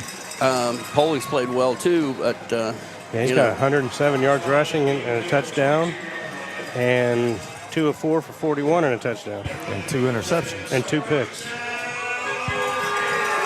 But this one's got to stick in your craw. I mean, this is a team that you've averaged beating by 40-some points over the last 6 years. Yep.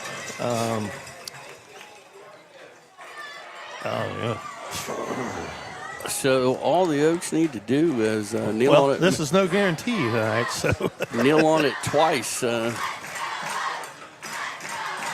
He does get to snap. There's a flag on the play. Motion on Oak Hill. Hey, get him back far enough, we'll get a safety out of it. Well,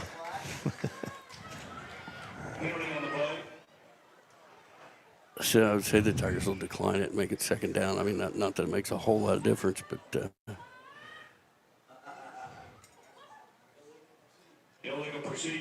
declined it. Yeah, but I think the clock will wind on it. I'm not 100% sure, but no, the clock does not wind on that penalty. So the Tigers will be able to get it to at least 3rd down here. Quick timeout here. Oh, boy. Well, you had to say timeout, didn't you? Timeout Oak Hill. Oak Hill takes a timeout. Snod, why don't you go over some of those game stats so we don't have to deal with this a little bit? All right, for Oak Hill, 11 first downs, 169 yards on the ground, 90 yards through the air, 259 total offense. For Waverly, 13 first downs, 123 on the ground on 42 carries, 3 of 9 passing for 55 yards, 51 plays, 178 yards of total offense. Individually for the Tigers, Briar Barch, 23 carries, 107 yards, and a touchdown. And Todd, you talked about those minus plays. He had 150. He had 150 with 43 losses. You know, and how many Poling have on a Poling had 12 carries for 58 yards, 73 without the fumbles. Yeah, he's had a good game too. So Briar Barch 2 of 4 for 41 and a score. Davion McBride 1 for 4 for 14 yards. Trey Perry 2 for 31 and a score. Hez Nelson 1 for 24. Oaks take the snap, kneel on it. And it doesn't look like the Tigers are going to stop the clock. Why wouldn't you? They've been, it's the first snaps they've taken under center, so you never know. You know what I mean? They've been snapping it back. Yeah, but it doesn't look like it's going to happen. Throw in the white towel. So, Todd, I think this, Coach Crabtree and his staff have worked really hard over the years, through a couple of your sons to really, they talk about steering the ship and culture. And it's been a tough one so far because the team we saw against Miami Trace was competitive. That's maybe the best team we've played all season is Miami Trace, and we're tied 14-14 in the third quarter. And it looked kind of promising. We got some decent athletes out there, a little bit of size. Yeah. But you've lost your quarterback here for the last 2 weeks, which doesn't help anything. Right. Right. Myers only played the first series. We're not sure. I don't want to speculate, but I'm sure it had to have something to do with the head injury from a couple weeks ago. But man, this is kind of shocking to me, to be quite honest. I would have never dreamed that we'd be 0-6. Well.